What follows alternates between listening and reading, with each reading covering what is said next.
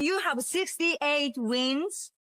You cannot 69 Mina.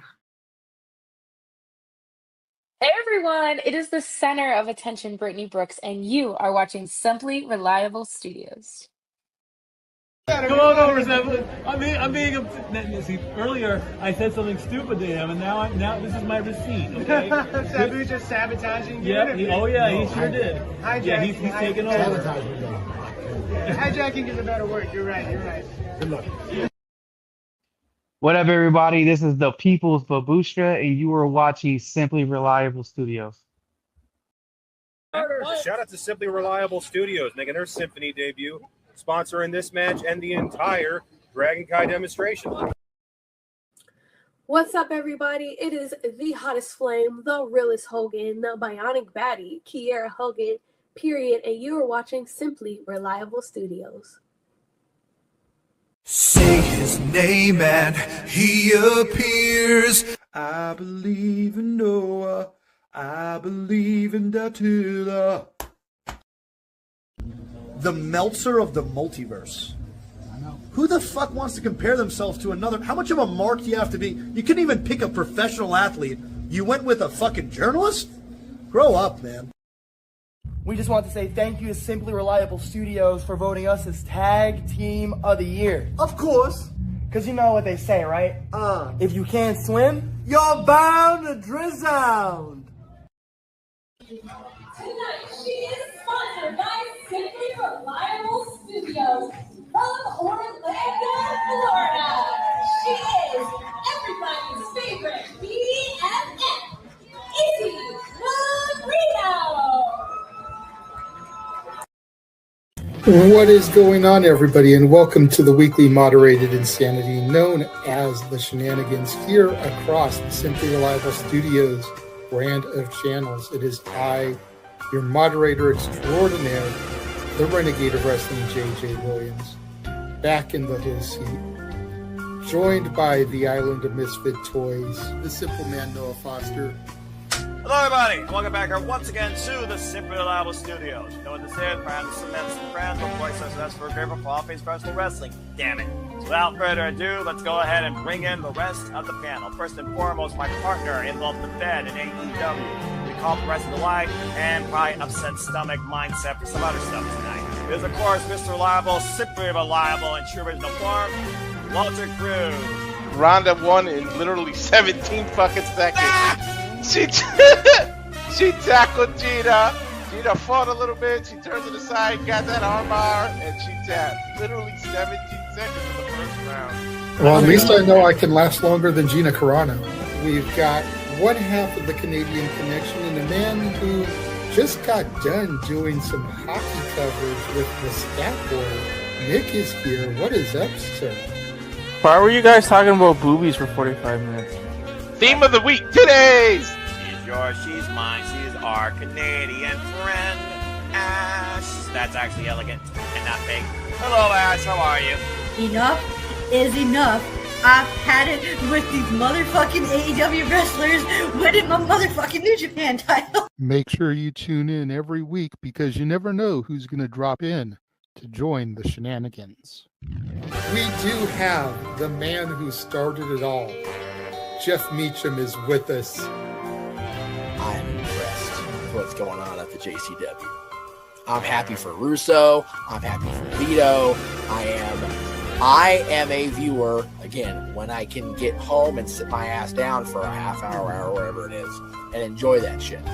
Popping out before midnight virtually on this app. It is my cohort as fellow gamer and crazy wrestling watching aficionado, Carl Schultz, will also be joining me tonight in the fray as I welcome you into the Shenanigans once again at the end of this fine Saturday. I just want to keep seeing Mr. Guana show up every single time and just Polyaska. I'm still agreeing with JJ. We still need that freaking multi-person puppet match. A puppet is not a competitor! Sex dolls are competitors if you go to the right company. Teleporting in via the morphing grid, our very own Pink Ranger is here. everybody. You know, I know the firing of Scott Moore is controversial, but I feel like he needed to go in order for TNA to grow. Don't get me wrong, we had some good stuff under Scott Moore, but the company was just stagnant. And look how much they've grown. If this is what it took for her to acknowledge some of my NXT talent, then I'm here for it. Because we know she doesn't work Tuesdays.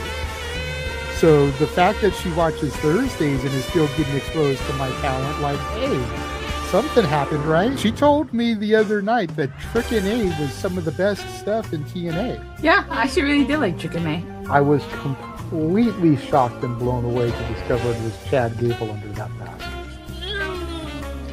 I had no idea. I would have never guessed it. I never saw it coming. This was just mind-numbing. This was like the reveal that Juan Cena was John Cena. I never in a million years would have guessed that Chad Gable was going to be that match. Is Tweet ever going to lose that title? Well, everyone can be a dickhead, but how strong a dickhead are you is the real question. I have a pretty strong dick. I'll take your report. Good night, everybody. Hopefully no one else heard that. Cool.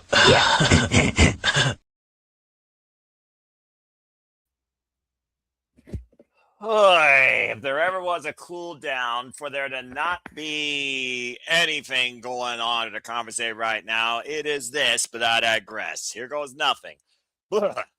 Good evening, everybody, and welcome back once again to the weekly moderated conversation wrestling madness. That is the Saturday Shenanigans.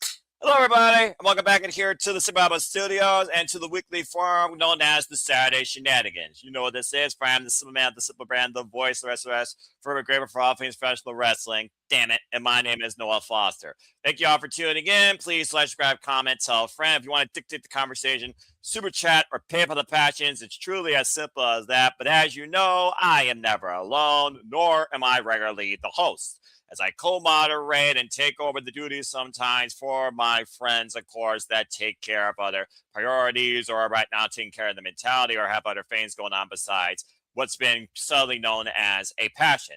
Good to see, of course, Dave Scheffler in the chat, as well as Safet. And again, thank you, everybody that's tuning in.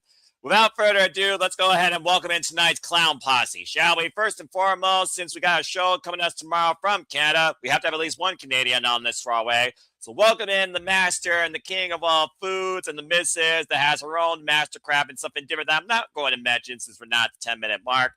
Of course, it is Mr. Frontes, Nick. Nick, good to hear you. How are you feeling this fine Saturday evening? Hey, buddy. What's going on, everybody? Not a whole lot, honestly. I mean, we're removed from football, and now it's pretty much a cool-down season for everything at this point. You might as well just comatose. True. Yeah, I know. Sports is now practically over. So, I mean, now this is the time of the year, for me at least, because there's no sports. It's kind of boring. And, I mean, my Blue Jays aren't doing great, so, I mean, fuck those guys. But other than that, demonetized, but nonetheless. Yeah. Is it just me and you right now? No, we have one more person, it looks like, at least on Avatar as well. So it might be the Avatar panel. Maybe I should just go on Avatar mode. Nah, I won't do that. Because people are like, what are we doing? Are we listening to a podcast or watching a video? Why are you watching video besides looking at people act crazy on camera or pull some sort of shenanigans? Speaking of shenanigans, the maestro of the shenanigans, the regular host, if you will, the Renegade Wrestling JJ Williams is here, proud alumni of Chase University. JJ, speak now, forever hold your peace. How are you this evening? I'm doing good. I'm good. All right, good deal. Wow. How did I get introduced before fucking JJ? That's crazy talk. Because I'm the host, and once in a while, even I break away tradition, much like Zack Sabre Jr. in New Japan Pro Wrestling, when I look at G1 Climax being the only thing of worthwhile investment right now, this end of summer season. That being said, we got his opening monologue, so there you go. Well, I guess without further ado, that is the panel for now. Stay tuned, folks. You might get more Canadians, you might get more panelists, you might get more fools on camera, but also you guys might empower. This is the real definition of people power. Oh, excuse me. People power. I am not John Laurinaitis. But I do believe that power should go to the people the right way and not the politically incorrect way, much like Canada and America. But without further ado, let's get right into it. So really, there isn't much to talk about as it's been a slow week, but we do have 2 back-to-back weekends of upcoming content for the 2 biggest companies on the planet, and what might as well be their cooldown. Why one might lead to something bigger, the other one leads to something of merit, maybe. We, of course, know that tomorrow has AEW Redemption, while the following weekend has WWE SummerSlam. So, straight up, I feel we'll just start the conversation with, does either show really matter at this point? How they really put what they could into them in the time allotted? Could they have done more? And which one are you hoping to see have more come out of it? And what can it lead to? So, the outlook, we're right now basically going to preview and look into AEW Redemption and WWE SummerSlam. The biggest stories, the most underwhelming stories, our biggest expectations, our lowest expectations, and the mid and in between. It's a freelance conversation about the biggest upcoming shows this 2 weekends for WWE and AEW to kick things off, because why the heck not? That being said, Nick, what have you been up to lately this week? Have you followed anything at all regarding the 2 biggest companies domestically, AEW and WWE? And do you have any outlook towards Redemption or SummerSlam? We'll start with AEW. Okay. I'll be honest with you. Coming out of Forbidden Door, it's been okay. I haven't really, honestly. There's nothing really, for me at least. Nothing really interesting happening. I'm kind of just coasting. Yeah, like there is nothing on the last few weeks coming out of Forbidden Door that has really resonated, I guess. We've gotten great matches, but I mean the week-to-week product, they're continuing storylines, which is nice. Like the shows have been good. What I will say, and y'all can clip this because you can be like, holy shit. I do feel that the fans in Montreal are getting hosed. This is not on paper. What they have put into it, I don't feel that Montreal is getting they're getting the short end of the stick. Nothing really is resonating on that card. It's all very predictable. Sometimes that's a good thing, but when you have a debut pay-per-view, unless we're gonna have great returns and debuts, I can miss Redemption and I'd be okay with it. Yeah, fair enough. Well, as I always say, predictability isn't a bad thing, but you also only get one chance to leave a good first impression. But this is Canada, a bizarre world. You guys will basically take anything, and nonetheless, you still got Edge and Cope, expectations on the AEW Women's World Championship match, and Kenny Omega in the main event defend the AEW World Championship. And there might be further developments with him and Ospreay as we head towards All In. But again, hindsight's 2020, and we'll see what happens. Plus, they got their traditional Judas sing along, so at the end of the day, they get their money's worth just from that, probably. It's always an outlook of the home audience versus the live audience. And regardless, you guys up in Canada always bring the noise, and we'll probably have a good time. But thank you for that, Nick. Well, that being said, JJ, good to see you from the Morphin Grid. So how are you feeling about AEW right now and Redemption and the activities to come to tomorrow night and what has been coming up to tomorrow night? Well, good to be seen. There it is. Go ahead and get that, stickler out there because I know you love it. Gotta keep up your stick, man. Before I get into my diatribe, I do have a question to the Canadian beneath me. I love Joe Hendry. Was that actually a picture of your wife that she posted to her Instagram story? I gotta go back. What the fuck are you talking about? On her Instagram? That's right. Yeah, it's Celine.book, the one that you never remember to shill. Is that Oh, yeah. actually a picture of her? Probably. More than likely. Well, because you got to remember, like, we've never really seen her. Like, we see her walking by, so I'm just curious. Is that actually a picture of her?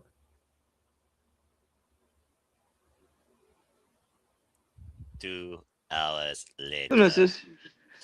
She That is her? That is the missus. All There you right. go. Nick, you did a hell of a good job. She is an attractive young woman, good sir. Congratulations. She's she's the greatest. She's the best. She's good. She's a good woman. She good woman. Well, behind But, every man is a better woman, but this isn't That is Chuck true. Woolery's love That is connection. So thanks for throwing this into a version of back. I just, like I said, we never get to see her, so I just wanted to make sure that was actually her, and if it was, I wanted to give her props. She's an attractive young woman. Way to go, Nick. But she is a good woman. Getting back to Noah's question, we discussed this a little bit a couple nights ago on Simply Predicting, and to Nick's point, this is Grand Slam Montreal. Yeah. This doesn't feel like a pay-per-view. We talked about it, how so many of these matches could be either Dynamite or Collision matches. Mm-hmm. There is one match on this show that I actually give a damn about. And I only give a damn if it goes one way. If it goes the other way, I'm pissed. And I care not. That's just a fickle fan. No, it's just because of my investment in one of the two competitors. That's And still that's a fickleness in its own nature. and Willow. That's still a fickleness in its own nature, JJ. I disagree, but teach their own opinion. Yeah, fair enough. Well, we'll see That's what happens the soon only, enough. that's the only match I'm invested in. That's the only match I care about.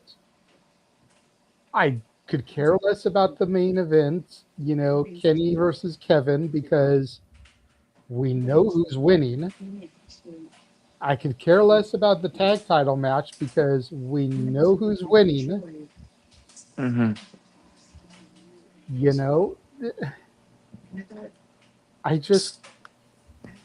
I could care less about this show. Yeah. Well, there you go. I am curious about what's going to come out of this show as we start to build towards and fill in more of All In. Yeah. That does intrigue me. So much so that we've already made it official that this coming Wednesday, we will be doing a watch along of the Fallout Dynamite from Detroit, Michigan, because we all suspect that there will be a debut on that show. Keep your expectations at a mid if you know what's good for you, especially as somebody right here in the Midwest from Ohio. Just saying. Which, speaking of, I met a couple of people today, and it was a son who's going to be doing stuff in the military. He's on his way to Dayton. And I was like, oh, whereabouts in Ohio are you going to be? And they told me Dayton. I was like, I got a friend who lives in Toledo. Yeah. So, had a little bit of a moment there. But so you had your turn, Nick. Come on camera, raise your hand. Be a good little boy. No, my throat. That was my throat. All right, very good. But, Otherwise, I would have chastised you. Continue. I miss when AEW only had like 4 to 6 shows a year. And to that degree, and I know we'll get into WWE in a minute, I wish WWE would scale their shows back. We don't need shows every month. Nope. And if we're going to do shows every month for either company, let's alternate and have 1 month be a main roster show and the next month be NXT or ROH or even AAA. But just let's alternate the content. I'm down with 12 shows a year, but right now we're getting like 9 to 10 AEW pay-per-views and 3 Ring of Honor shows. Like, let's cut that back. Let's do 6 and 4. or 6-6. You know. If only. But with money, it is what it is, especially when it comes to what a network expects. All right, well, thank you for that, JJ. And yeah, I basically feel about the same way. Again, there's also a lot of other things on my mind too. And when you have more priorities weighing your mind versus your passions, it does kind of take you out of the mindset. It's at this point right now, we're at a sinkhole of the summer where you kind of don't give two blips what's really going on in this business. But there is some stuff that is worthwhile that I am looking forward to tomorrow. I hope that does lead to some interesting developments, whether it's Don Callis' family further conflict, Osprey and Omega maybe turn the page on this mutual respect, Willow Nightingale, Thekla, shaving the end of a women's division, and then everything else, fun in between. But it's also one of those things right now that regardless, the noise, the energy, the competition will be there. So at least I know I am going to get my money's worth and far less advertisements. As far as the other stuff, we'll talk about that in a moment. But it also goes down to, again, quantity and quality. And until we get something that sheds a similar formula of passion and unapologetic nature, unrelated to its main partners, you're not going to get something as good as an NXT TakeOver, this or any upcoming wrestling era from any company, period. That being said, Nick, I did see your hand. What you got to say real quick before we flip the channel to the Fed? So it seems, if we're being honest, I think for this show at least, while it's not good, and I'm not expecting anything to really, like JJ said, we're expecting the follow. We're expecting to see what happens after. It seems like every time, and maybe he'll fix this down the road, it seems like whenever Tony introduces a new pay-per-view, it's always like this. Like I don't remember him when Wrestle Dream, when he announced Wrestle Dream, I think it was the same thing that people were just like, what the fuck? Right?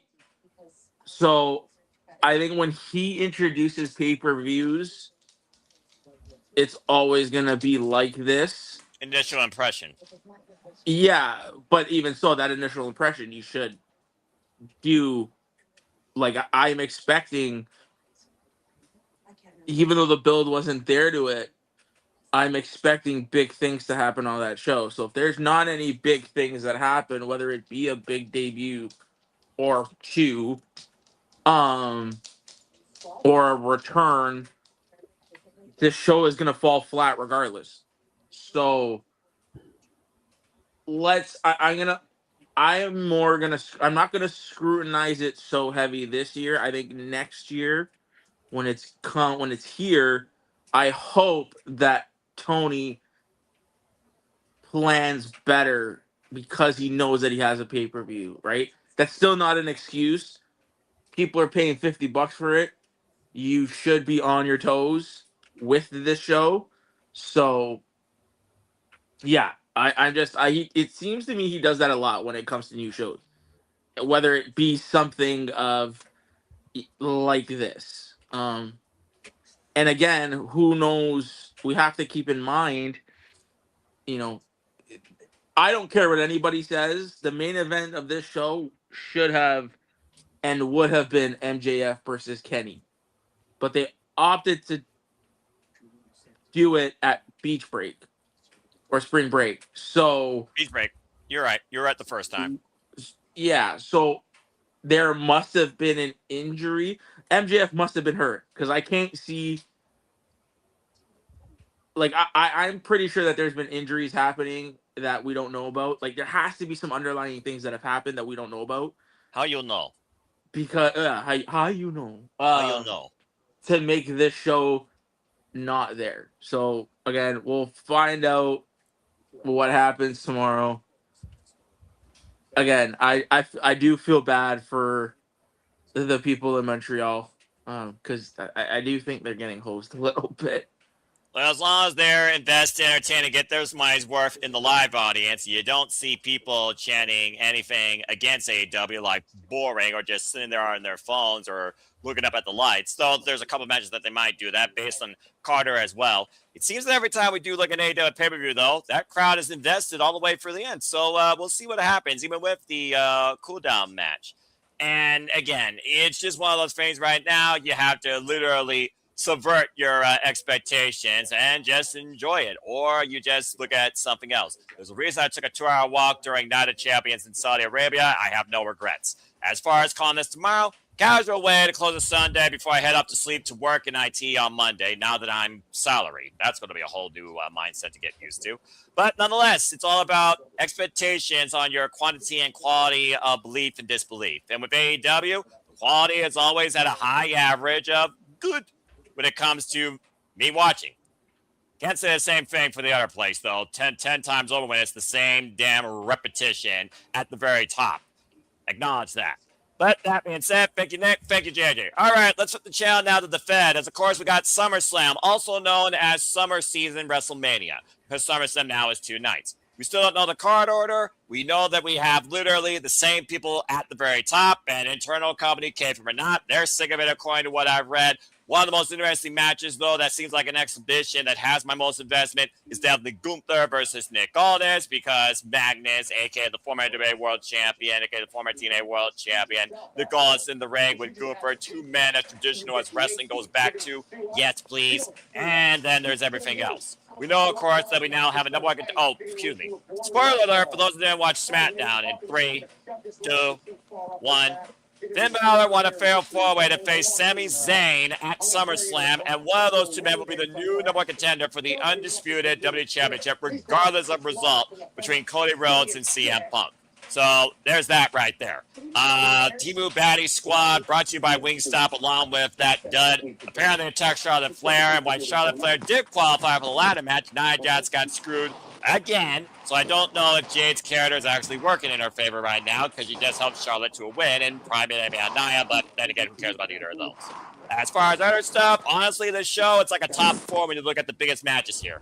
Liv Morgan versus Io Sky for the Women's World Heavyweight Championship.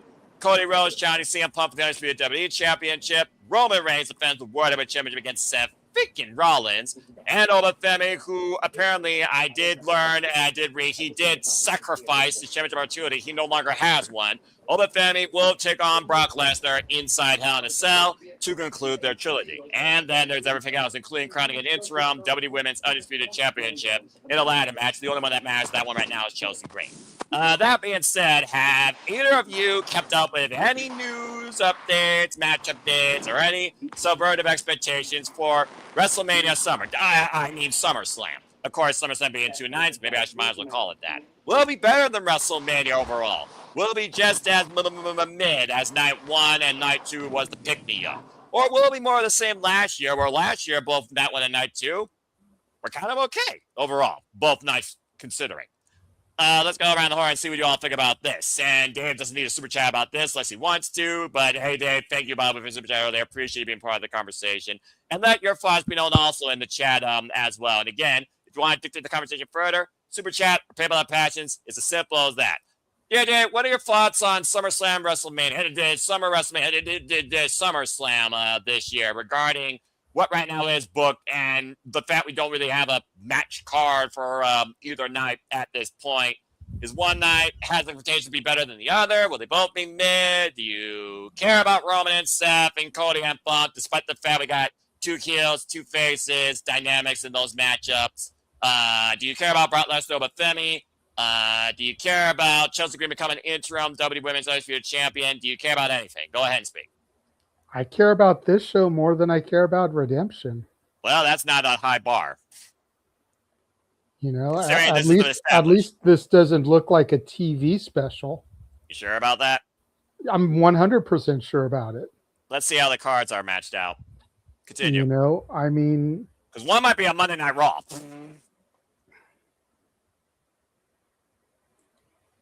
It's just, there's more here that looks intriguing to me in the long term. You know, and you know me, I'm a stickler for long-term storytelling. I'm a well aware. stickler for where things are going to go, you know, a month, 3 months, 6 months from now. Yeah, you're a Paul Heyman. I get it. And there looks like there will be more positive to come out of this than negative. That's optimistic. It is, but you know, I'm an optimistic person most of the time. Never hurts to be that. It's better than being controversial. And it's okay to be controversial, but you got to stand behind your takes. And like, I stand behind my stuff. That's called being real, unlike Unreal, which is a subvert reality. Continue. I forgot where I was going because you threw that in there. Basically talking about your authenticity and your opinion, standing by your optimistic wherefore and the long-term developments that could come out of Summer WrestleMania. Continue, good sir. SummerSlam, right? Whatever. Well, let's keep the show what it is. You know, I could go on a rant, but I'm not going to because I'm getting real sick and damn tired of the 2-night trope. But continue. Honestly, so am I. I don't think the 2-night trope is needed either, but I'd rather have 2 nights as opposed to 15 matches in one night. So that just kind of is what it is. I'd rather be scattered out over 2 nights. But yeah, it's Cody and Punk is going to be an all-time classic. Seth and Roman, if it's the final chapter like it looks like it's going to be, is going to be a hell of an ending chapter. Brock and Oba, I really do think this is going to be Brock's finale in Minnesota. The dumbest thing they did was take away Oba's title shot, making King of the Ring irrelevant. But you've got too many masters you've got to serve at this level. And that's the biggest problem. And that's what the fans, the IWC, don't want to recognize. Is that it's not just serving one man or one higher up. When your hand's in so many cookie jars like WWE's is, that means there's a bunch of different bosses you got to answer to. And trying to book just becomes difficult.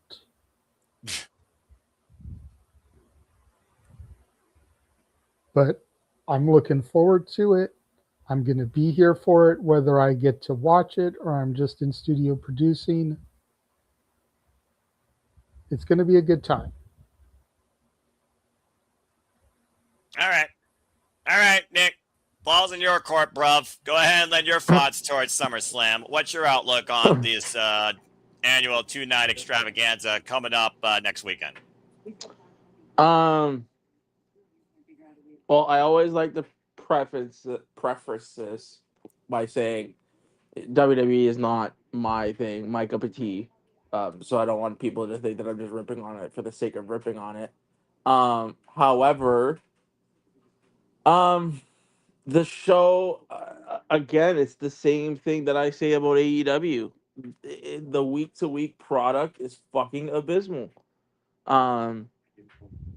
SmackDown is a waste of time. And Monday Night Raw is not any better. It's the same thing again. The weekly product in 2026 for both companies is not up to the standard that it should be. Both companies need a lot of improvement. I just think, on WWE's part, and this might be, call it what you will, I look at WWE further, or I give them more shit because it's to JJ's point. It's not one man; it's an entire team. You know what I mean? In this instance, it's an entire team, like we see from Unreal in that shit. It's an entire team behind the creative process.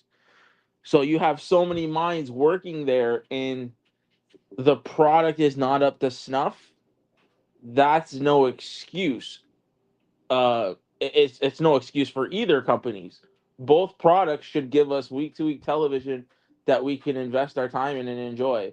Um, and judging from the reaction from some WWE fans out there, and some people who kind of consume it on a daily basis, the product is not where it needs to be. I just think that's for both both companies in 2026. So as far as SummerSlam goes, yeah, okay, great. They're doing Punk and Cody. All right. The Obafemi thing is absolutely ridiculous. You shat on it. You pretty much took a dump on the King of the Ring. The King of the Ring tournament means absolutely nothing at this point.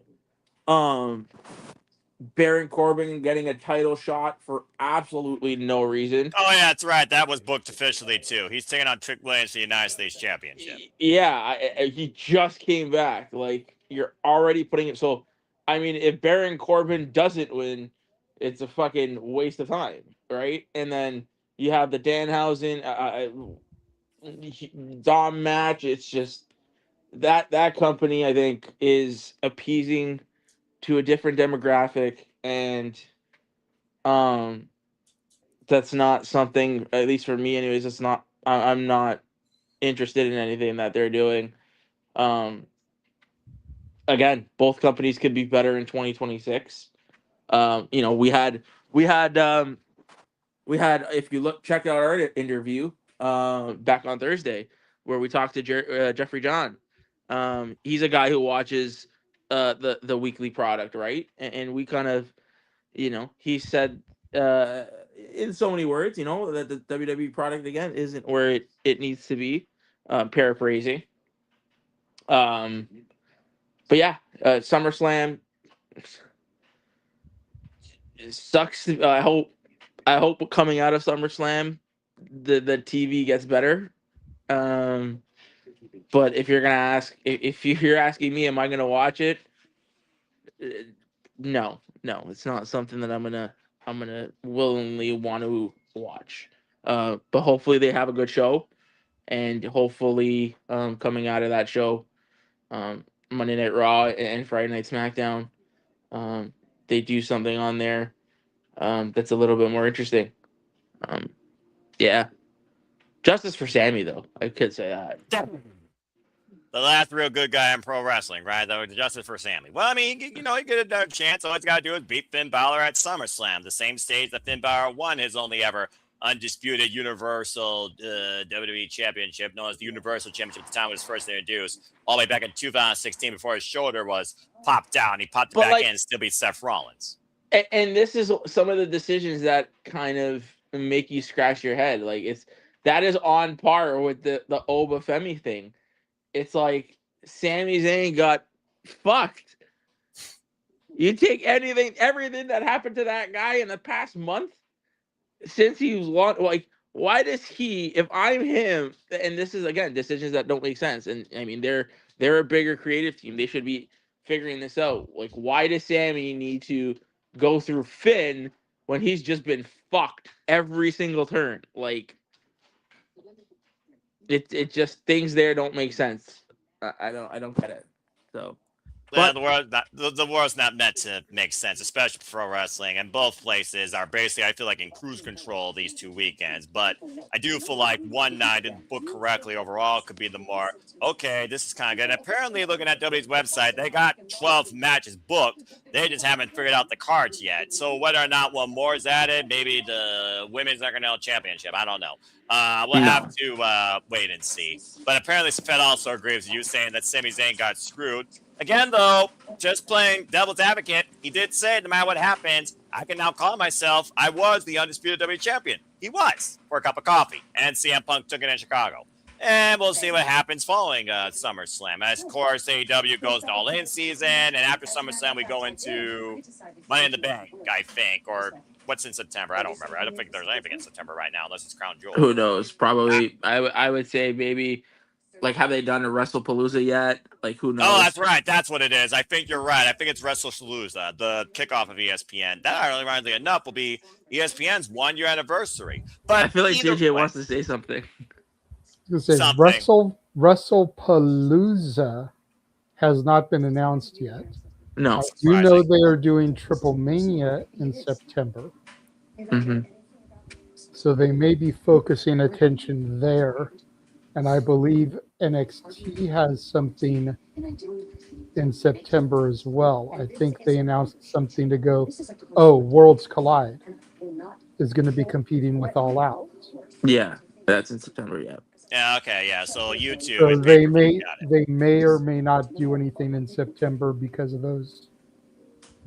Again, main roster and NXT don't even work together anymore. I expect them to do something. I bet it's going to be WrestlePalooza because last year, September, I'm pretty sure that's when it happened. Hopefully, it's better than last year's. But Yes, nonetheless, WrestlePalooza was in September last year. I called it what I called it for a reason, and I stand by it till they prove me otherwise, JJ. 1 year later.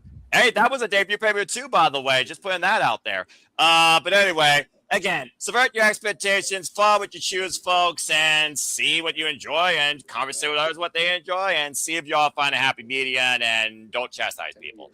Either way, these 2 weekends, they should have some fun coming out of them between tomorrow and next weekend. As far as SummerSlam, I basically named the 4 matches that seem like the most merit of matter, so I'm curious to see what happens in them. But to JJ's point, is this really Brock Lesnar's last match? ... To be continued. Black screen, small window. JJ only there in his own expectations of Brock Lesnar retiring. Stay tuned and find out in the next week of Saturday Shenanigans, as he did the Troy Yano.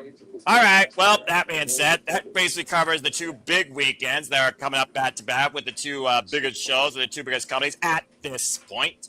So right now, I think we will take this opportunity to take a short break. When we come back, we're going to change the channel to talk a little bit more about radio takeover, because apparently WWE is dipping their toes in their IP in a whole nother form of content and another whole form of community and communication. Because when we return very soon, you will get to bear listen to WWE Radio. What could that mean, and will you change the channel? We'll go into that conversation and so much more as the Saturday Shenanigans continue. Outdated trailer, everyone. Just, it is what it is. Thank you for that little disclaimer. And now for a taste of things to come.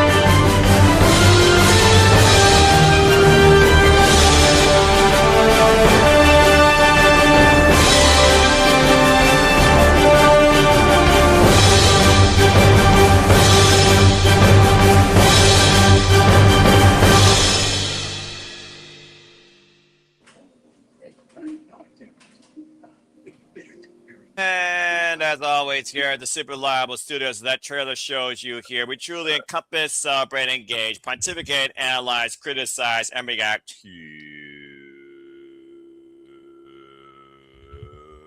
all the wrestling. And welcome back in here once again to the Saturday Shenanigans. I am your host, impromptu for the evening, Noel Foster, with the Ranker Wrestling, JJ Williams, and one Canadian. Apparently, Nick has his hand up to say something real quick before we dive into our next topic. Nick, what's on your mind? So I just want to say, I know you said that trailer's outdated, but out of all that, you know what I say? Next week, you know what I'm more excited for next week? Out of everything that's going on next week? And what would that be? No Holds Barred 100. NHB 100. Shout out to the boys there at NHB. That card is, if you guys haven't seen it, sign up for ITV Wrestling. Check out No Holds Barred 100. Okay. Our boy Redacted is in that show. It's gonna be an absolute fucking banger, that card. Oh, I can't. Okay. So I'm gonna bust your balls. What? I'm gonna clip this. Yes. So you're telling me that out of everything we have going on this coming week and next weekend, No Holds Barred 100 is what you're looking most forward to? No. That's what you said. No. Is that what he said? That's literally what he said. No. Okay, so you are not looking forward to the return of the conduit of karma. Yes. Kaya McKenna. And the new Spark Pacific champion, might I add, beating Erica Demaya. Congratulations. And the new Pro Wrestling Symphony Women's Champion. World Champion. No. I said the weekend. That interview is happening on Thursday. So that's not the weekend, technically speaking. All right, I'm Mr. talking Loophole. about Saturday and Sunday. Nice Saturday. way to reel it back in there. Very nice, very nice. Listen. I love the independent wrestling hype though, because that's truly where the business shines at its genesis. So mad respect. I just want like, for the people that are watching, shout out to NHB, shout out to those boys there. Just let me, if you indulge me, just listen to this card. You got Eric Ryan versus JWM. You have Dr. Redacted versus the Dmitry Alexandrov for the American Deathmatch title. You have Mance Warner versus Reed Bentley for the IWTV World Championship. You have Schlack versus Slade. You have a four-way with Hoodfoot versus Lowlife Louie versus Kaplan versus Casanova Valentine. And then you have this match, and this I'm looking forward to. She is an absolute devil in the ring. Lucky 13 versus Angel Metro. Like, dude, NHB 100 is looking stacked. So that is, out of all the shows next weekend, on Friday, Saturday, NHB, I can't wait to watch that show. That's going to be fucking sick.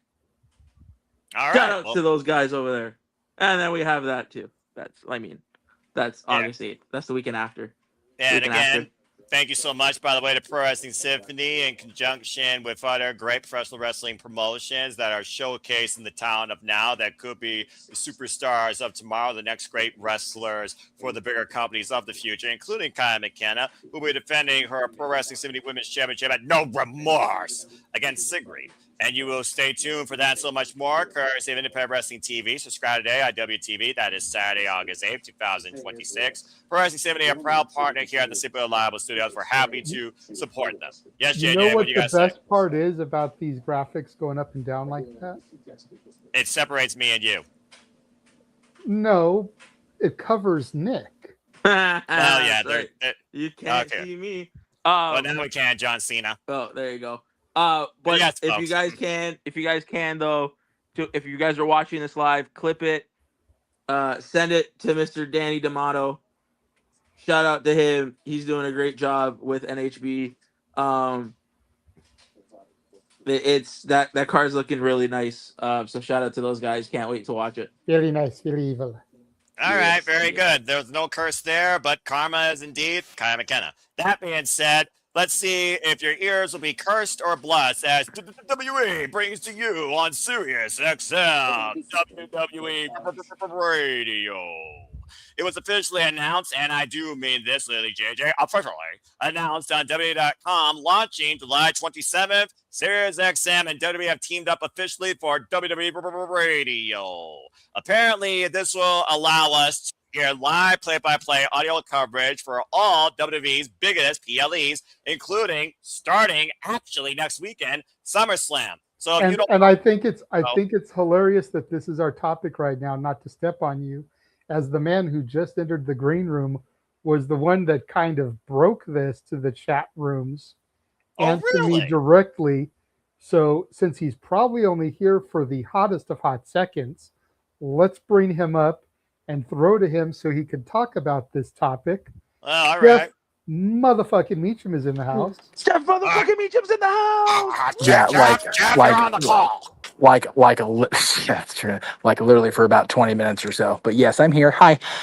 Hi, Jeff. Good to hear you. How are you? It's great to have you.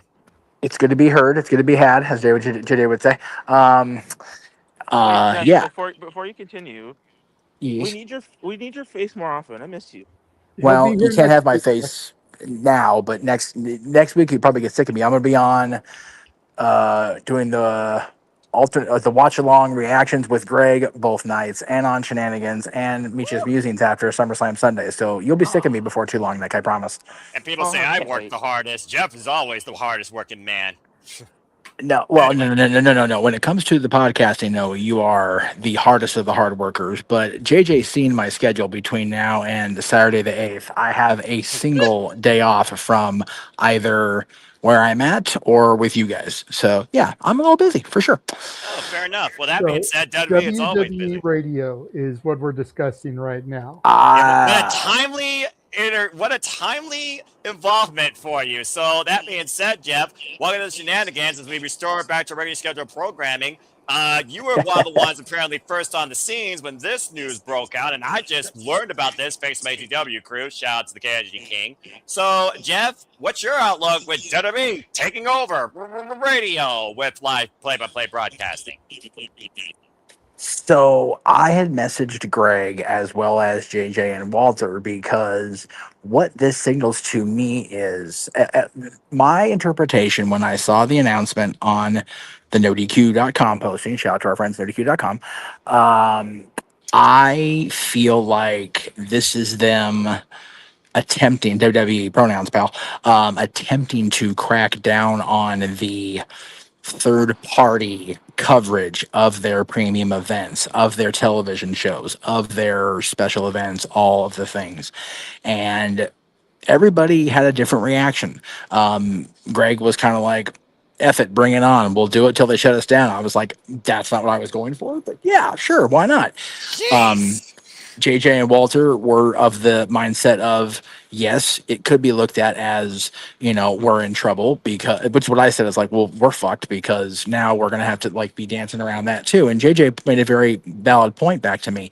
He said, yes, true. However, they being the audience may be more prone to tuning into the alternative commentary, the reaction videos that Greg and I are doing, the stuff outside of the WWE sponsored folks like Denise Salcedo, and I love Denise, much respect to her, but people that are currently on the WWE under the umbrella will not be affected by this. We could be, but JJ told me, or people will tune in even more to us because they don't want to listen to the quote unquote corporate shills.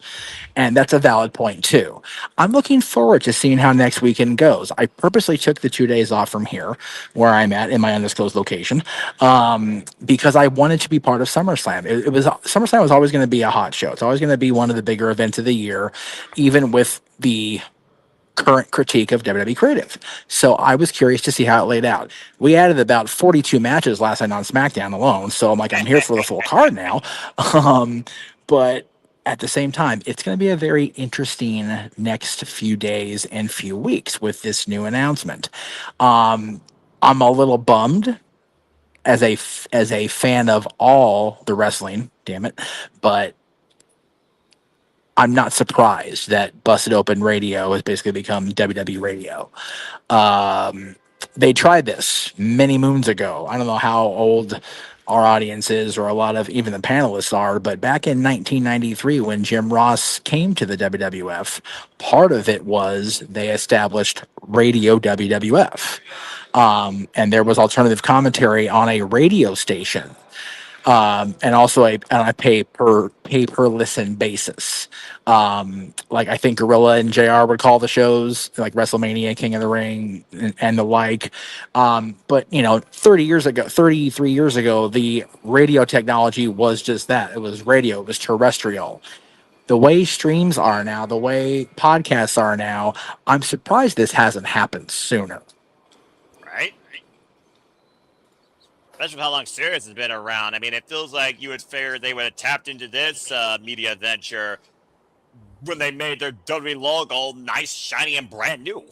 I thought this would be around the WWE Network days, honestly. Considering how many pay-per-listens we had between ECW and WCW during the Monday Night Wars era, I am legit surprised we haven't had something like this come under the WWE corporate umbrella. I think it has a lot to do with the TKO takeover and a lot of the let's minimize any third-party attempts to capitalize on our revenue streams.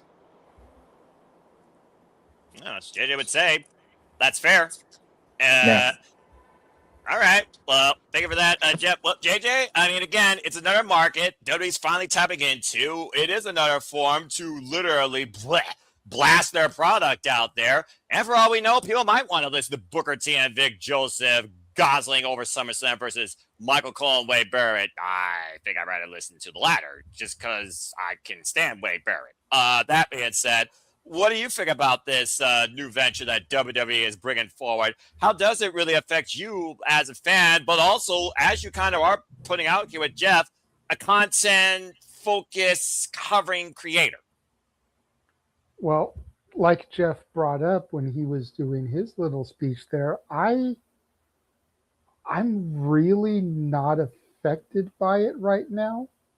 I'm not of the Greg Cherry mindset where I'm like, bring it on, we'll go to war with them. But like, I think the people it's going to affect more are the people that have more traffic to their streams. The people that constantly clip their reactions, use footage of the events for their reels. These are the people I think it's going to affect more.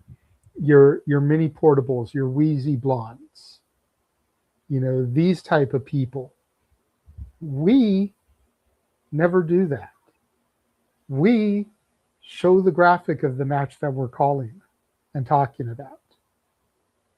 We don't repurpose the footage into reels with the match footage at the same time. Right. If we do turn a funny moment spot into a clip, it's just us, what you're seeing on the screen right now.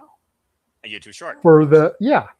We don't incorporate the footage. So I personally think we're going to be fine. The Greg Cherries of the world are going to be fine.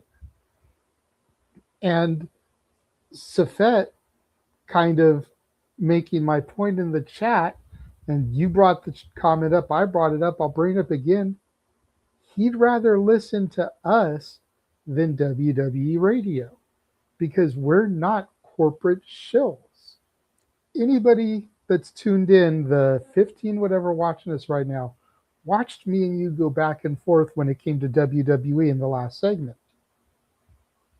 The way you could really give less than two fucks about it, butchering the name of the events purposely because you probably wouldn't piss on the logo if it was on fire. No. Whereas I'm over here more passionate about this product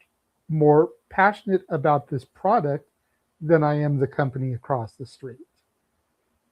So the fact right there that you have that dichotomy is what's going to bring people to our coverage, because you've got the hard-edged, hard-nosed, tired of the stupid-ass bullshit, and you got the more optimistic, easily entertained, will call shit out when he finds it stupid, but usually can find a silver lining in just about anything.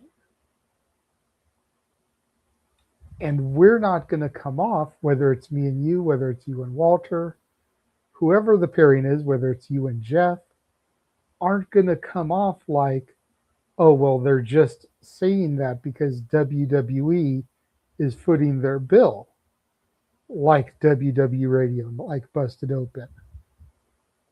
And then they can tune in tomorrow and see you and Ash, or you and Walter, or you and Nick, or whoever the team is going to be, talking up AEW. And Nick with his issues with the current TV product. It doesn't make sense.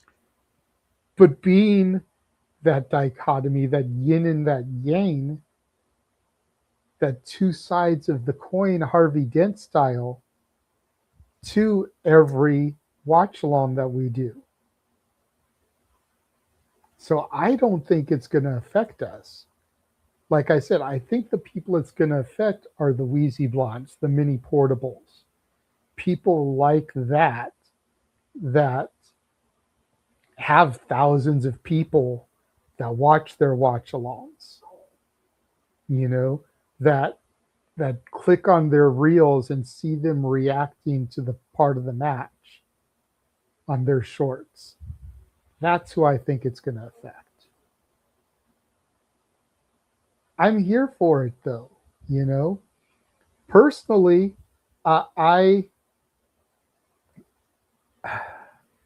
there's certain matches where I would want to watch Michael Cole and Wade Barrett, or Corey Graves and Joe Tessitore, or whoever. But I'm telling you right now, for Baron Corbin and Trick Williams, I'd rather listen to Booker T and Vic Joseph. Because can't nobody put over Trick Williams on commentary the way Booker does. You know, so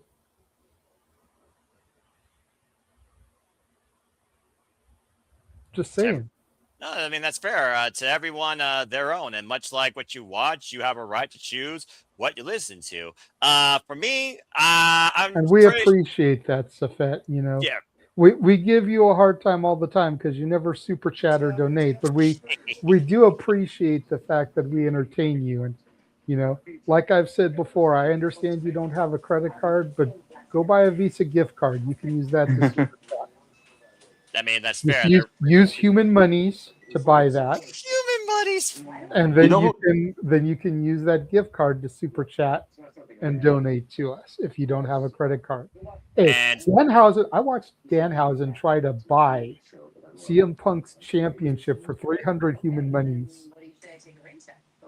JJ, you know who else has human monies? I do. Look, see? I got human monies. Human monies! No. There's somebody it's else. It's a beautiful thing to have human monies. I roll in plastic, but that's a different conversation. What is it, I mean, Nick? I have plastic too, but you know, sometimes you want to keep a little bit of cash. Uber has this thing now where passengers can pay cash for the ride. Oh, that's nice. Which means that you end up usually getting a little bit more, because I tell people I don't have change. More often than not, I don't. So, you know, if the ride is $12, they give you 15. If it's $17, they give you 20, you know? I get it. I get it. Anyway, Nick, go ahead. Finish your thought. Yes. Well, my thought was there's only one person I know other than Danhausen who has human monies. And me and JJ both know this person. Who would that be? Well, it'd be the one person we all know. You know, you say his name and he appears. It has to be Joe Hendry. I thought he...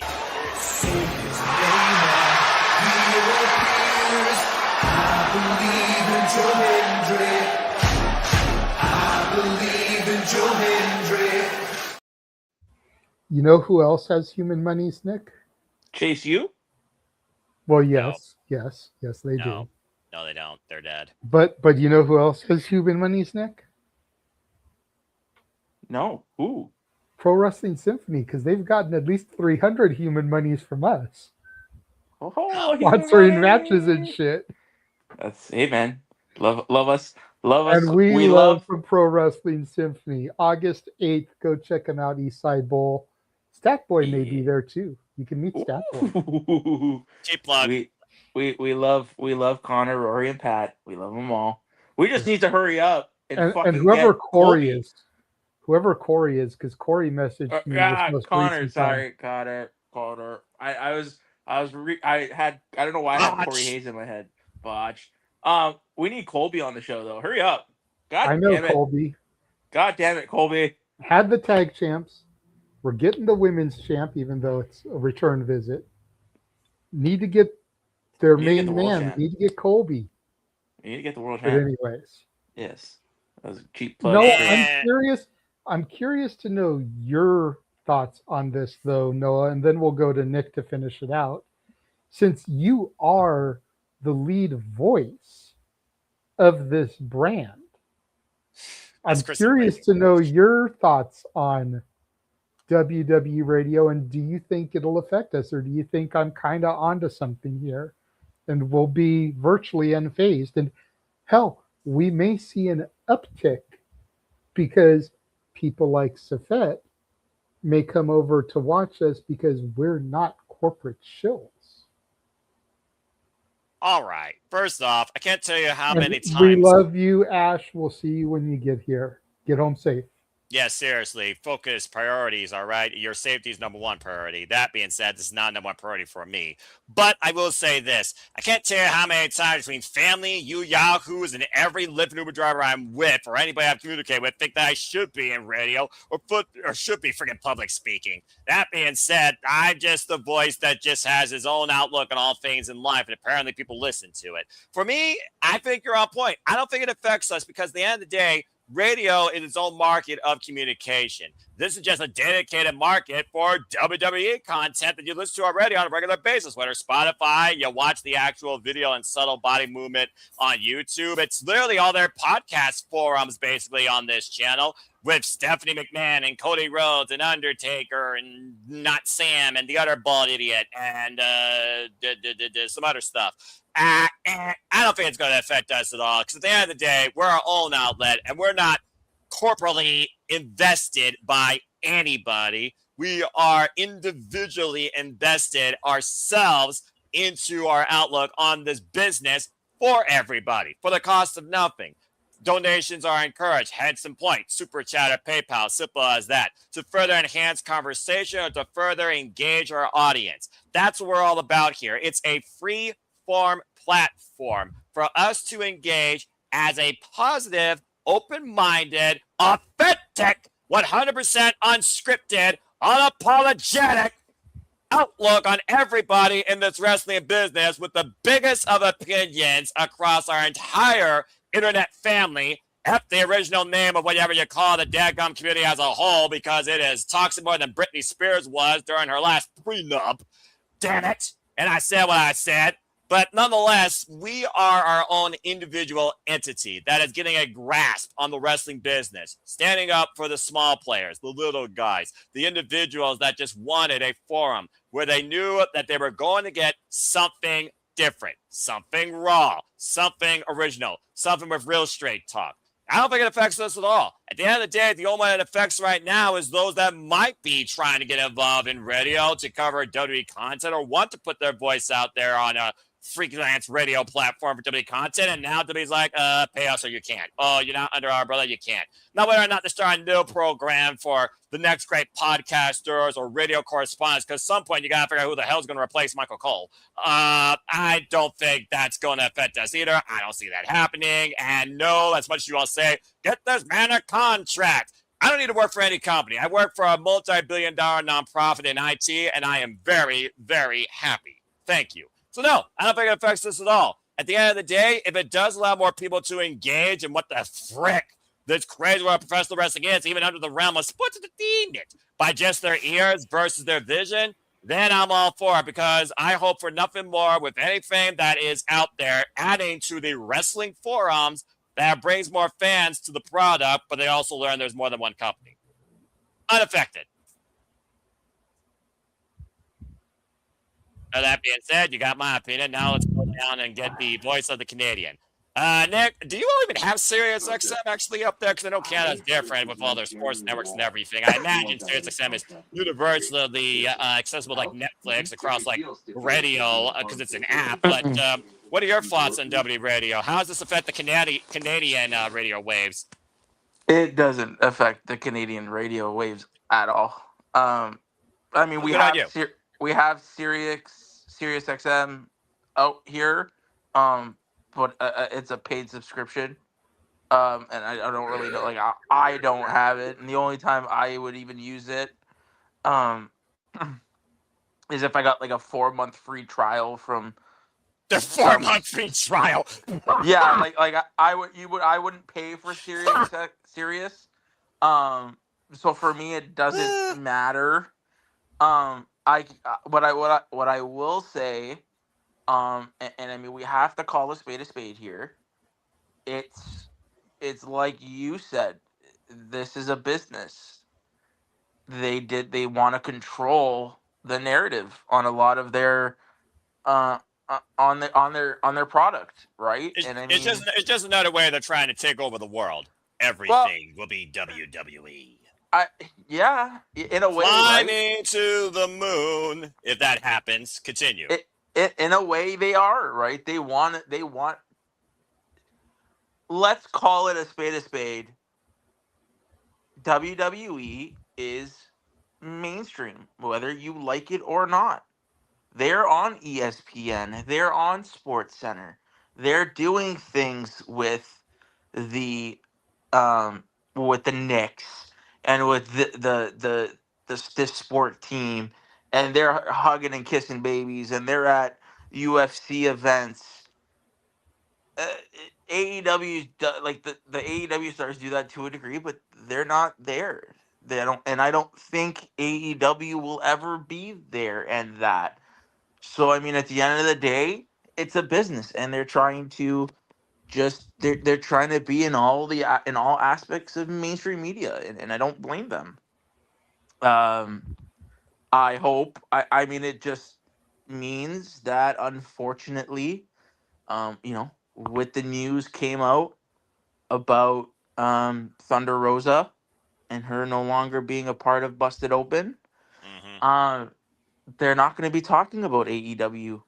They're all Busted Open is no more. But it's true, right? They're not going to be. When I remember Busted Open, I remember them talking about all wrestling. I remember when somebody like a Ricky Starks went on that show to get noticed, and Tony Khan noticed him, right? It was a show that everybody was allowed to be on, and unfortunately now it's a business, and now it's going to be WWE centric and only WWE. They're not going to be talking about AEW. So I mean, that's just another avenue where AEW is taken away from somewhere, right? And it's unfortunate. This just means now that Tony has to be creative, and not saying he needs to start his own fucking radio show, because we don't need that. They had him restricted for great seasons, but that's over. Rip. Well, no, they still do their close up and what have you. Yeah, Renee Paquette does a great job. I do enjoy those. Yeah, you're right about that. I'll give you that. But I'm saying, to put their name in the mainstream media, it's just gotten harder for them, and they're gonna have to figure out how to do that. But at the end of the day, WWE is a business, and they're making business moves, and you can't hate them. You can't hate them for it. You can be upset at the decision of it, because that was, at the end of the day, that was a decision that was a Dave LaGreca decision. He's behind Busted Open. He could have easily said no, But at the end of the day, it's a business. He made a business move. They've all made business moves. And hopefully, they're not gonna. I don't see them being. And people's worries about this was that Dave and that show and that channel are just not going to be authentic anymore. That's what a lot of people worry about. And like you guys said, does this mean that we get affected from it or the smaller people? I agree. I don't think that a channel like us or the Greg Cherry show or the No EQ or anybody who does reviews and stuff like that, I don't think they're going to be affected by this.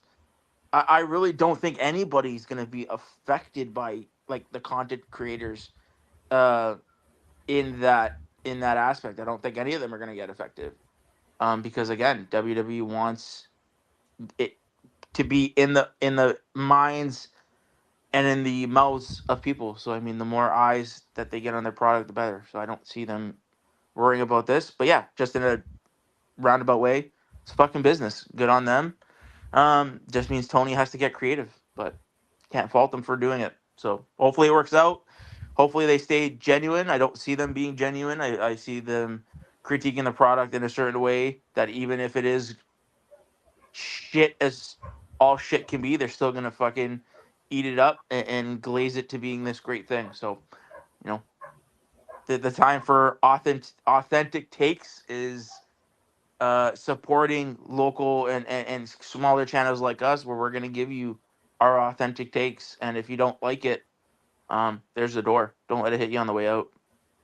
Yeah, but I'll close it kindly on your ass because that is kind of the goodness that's left in me, despite the fact how much you all have influenced me in certain ways that I don't know whether I ever needed. But also, with that being said, there's a reason why we no longer get the articles in ESPN from that critic that gave WrestlePalooza the grade that he did. But nonetheless, Andreas Hill. I don't know if you guys. Well, speaking of him, I don't know if you knew, but he actually got laid off from ESPN.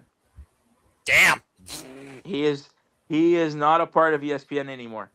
So take that as you will. Yeah, maybe he'll start his own individual thing on Podbean. I don't know, but if there was ever a day for the independent artists, the independent coverers, the independent individuals to rise up, to speak their mind, and create a form of their own, this is it. Despite what YouTube might be monetized for the most part and try to control most of your content and probably put you into an ad break when you least expect it, now's your chance, folks. Become one of your own. Truly showcase yourself. Let your opinion be known. But also, just be constructive. And as far as your internet etiquette, be civil. That's all I got to say about that. No, at the end of the day. And you're right. Like, I just hope people nowadays, again, the smaller, don't lose sight. Be as critical as you need to be. If a product is shit, the product is shit. Like, don't be scared to that's when us as a channel and other channels lose their credibility, when you have people actively praising garbage, you know what I mean, to get a paycheck. I just hope that YouTube channels, other ones out there, and we know a lot of them, we could shout out a bunch of them. I just hope that nobody loses their authentic selves. And stay true to their values. And if they don't like something on television, don't be scared to say you don't like it because you're afraid that you're going to get chastised for it. You know what I mean? Like, exactly. And also, you also don't have to be the loudest person in the room to be the smartest. Sometimes you're the dumbest. But that being said, thank you, Nick. And thank you, JJ. And thank you, by the way, real quick, to Jeff motherfucking Meacham. As always, appreciate him, the pioneer that really has led forward on the world of internet wrestling podcasting outside a name that people know in California. That's their story. All right. Well, we'll take a quick break here. And when we come back, it's open mic night. The crowd will get to dictate the conversation because that's all I had. Unless JJ and Nick has anything else in their minds. So when we return, as the shenanigans continue, get your brains flowing because we let you lead the conversation as the Saturday shenanigans continue. Stay tuned. And now for a taste of things to come.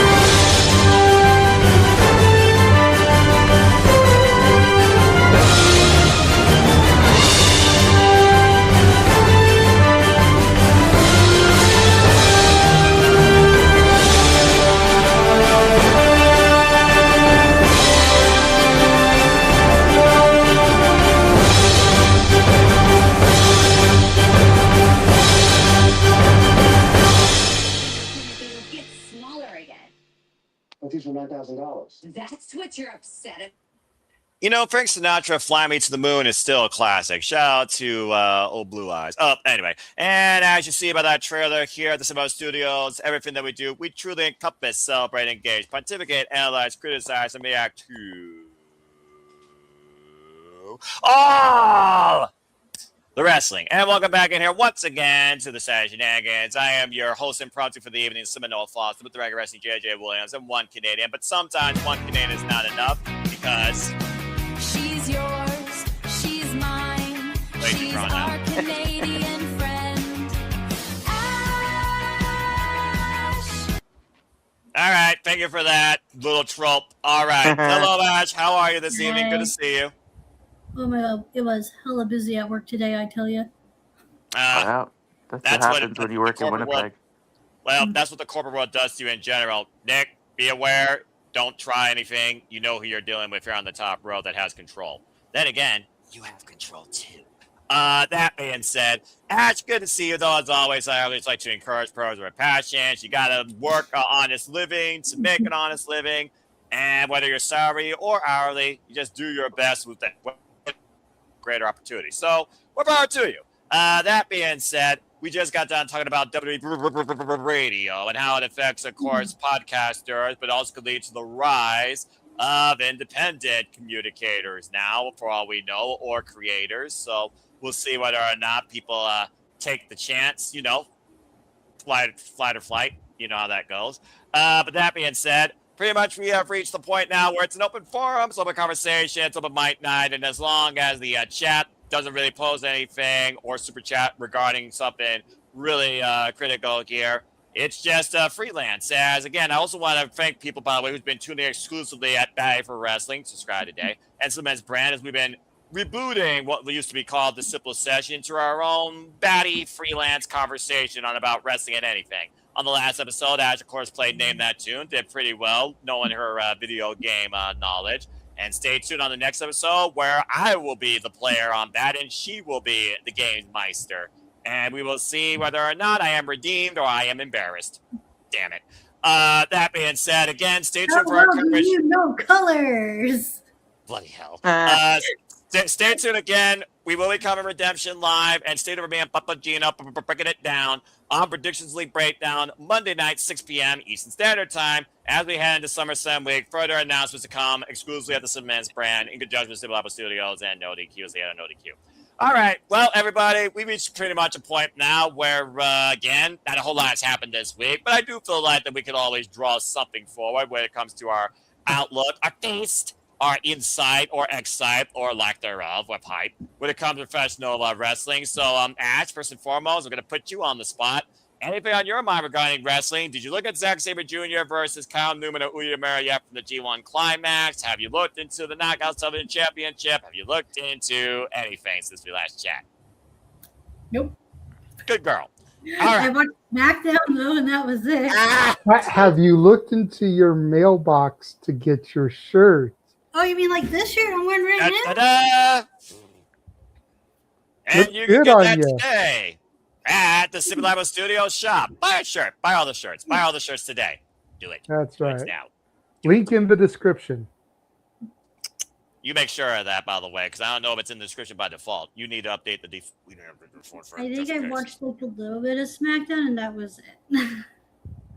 Okay, fair enough. Well, SmackDown is kind of forgettable, as we kind of discussed earlier. When it comes to two main shows, Raw does seem to be the one that people more so remember, despite the fact there was no women on it, but all the exclusive segments were apparently on YouTube. Because they some promoted it other on person's channel. SmackDown. There was no room for women on Raw, but there was plenty of it on SmackDown. Yeah, I'll give you that. Maybe the glamour. Blake Monroe will actually do something that will show me how sinister and glamorous she is. But stay tuned. We'll see more about that. Okay, fair enough.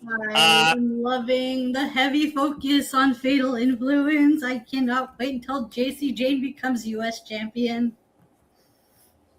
Yeah, we'll see if you're right. There's enough of a fatal influence across that mid-card division now that I see the glamour targeting Tiffany Stratton. But Tiffany Stratton's got a chance to become interim WWE Women's Champion, of course, with Charlotte Flair and Jade and Chelsea Green, the only one that matters in that match, by the way. And I think somebody else, but who cares?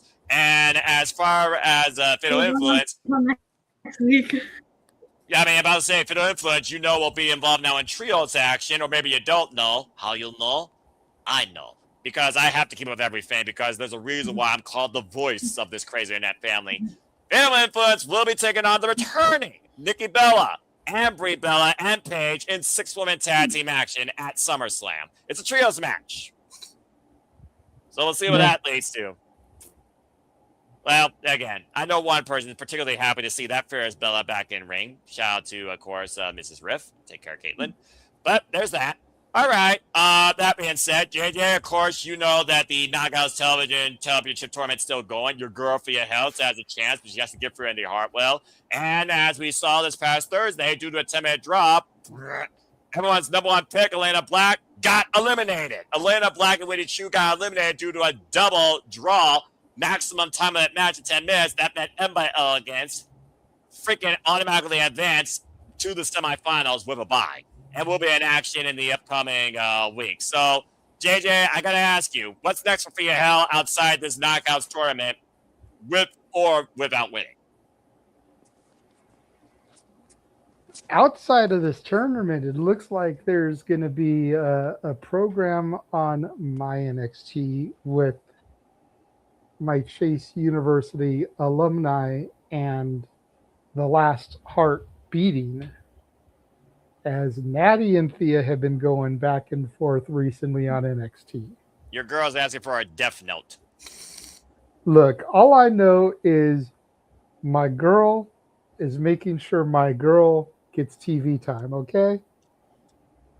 I ain't mad at all this. Like, Natty and Jada Parker have been doing their thing. But if you watch this week's episode of NXT, every segment, basically, there was some tying thread with Natty and Thea, going all the way to Jada Parker and Natty, and Jada Parker putting Natty in the sharpshooter, and Thea stealing the towel that had been taken from her by Fatal Influence and throwing the towel in, or excuse me, not Fatal Influence, but I don't know what Daddy's calling her group right now, with Nikita Lyons and Carmen Petrovich. It's basically the new Fatal Influence now that Fatal Influence got called out. But Thea took the towel from Carmen that had been taken from Thea backstage and threw the towel in to give Jada the victory. That's kind of funny. I'm not going to lie. That's kind of funny. The whole thread throughout the show was Natty, Thea, the towel, trying to get Thea to join Natty and her team. But it looks like as we progress with Heatwave on the horizon, we're probably going to build to Thea and Natty at Heatwave, and consider me seated for it. Of course. You know those are my girls. In more ways than one. All right, fair enough. Nick, you were talking about redemption. You were talking about returns, debuts. You were talking about something being a pickup. There's been, my friends are basically senior pro wrestling fans, and they know one, Kairi Hojo, formerly a daughter of Stardom. She's now officially free. And with the fact that Thekla has been targeting her previous promotion, Stardom, of course, that literally is where Kairi Hojo got really the upstart of her career, do you think there's a chance that Kairi Hojo shows up at Redemption and confronts the Toxic Spider at any point during the night, or could it be some point down the line in the near future at AEW? What are your thoughts of Kairi Hojo maybe becoming All Elite? So that's actually a really great segue, because I was gonna bring a question to the group. In regards to Kyrie, no, I would not want to see that match, because it just doesn't make any sense. There's his praise. It doesn't, and we're too close. Listen, I love it. I wish Kyrie all the success. this will go into my question for the group. But Go for it. I'm sorry, we're too close to All In to bring in to start new feuds and stuff. I think Tekla unfortunately is gonna fall at Redemption. I see. And I do believe that Willow is walking into Redemption as the world champion. Now, what Tekla does, there's only really one, for me at least. There's one person that makes sense, and it's not Kyrie. And I don't know what her status is. But yeah, so we'll kind of go into that when we get to it. I'll let JJ kind of ask his question. All right, fair enough. JJ, what you got a hand up for real quick? How is it a new story, though, Nick, or a new feud when Thekla's whole thing has been going after Stardom? Ding, ding. And Kyrie, granted, she's transplanting in from WWE, but before Kyrie was in WWE, she made her name in Stardom, like Noah said. So if Kyrie gets involved and costs Thekla the match as revenge for Stardom, how is that a new feud when that's been part of the whole thing with Thekla for a minute? Especially if that feud happens more often, or excuse me, happens more in Stardom directly, the company that Thekka's been attacking, why she's only been attacking them while competing against their talent in AEW. I'd be fine seeing Kyrie Hojo versus Thekla in a Wonder World Star ring after the 5-star Grand Prix. And for those that don't know, we know that at least one third of the Triangle Madness will be constantly involved in there because Julia Hart's in the 5-star Grand Prix taking Bea Priestley's spot. So I would, the reason why I don't, so to answer JJ's question, I'd be more inclined to it if Kyrie was in Stardom and doing stuff in Stardom while, like, I get it, she was Stardom before WWE. I'm saying I don't want her to be an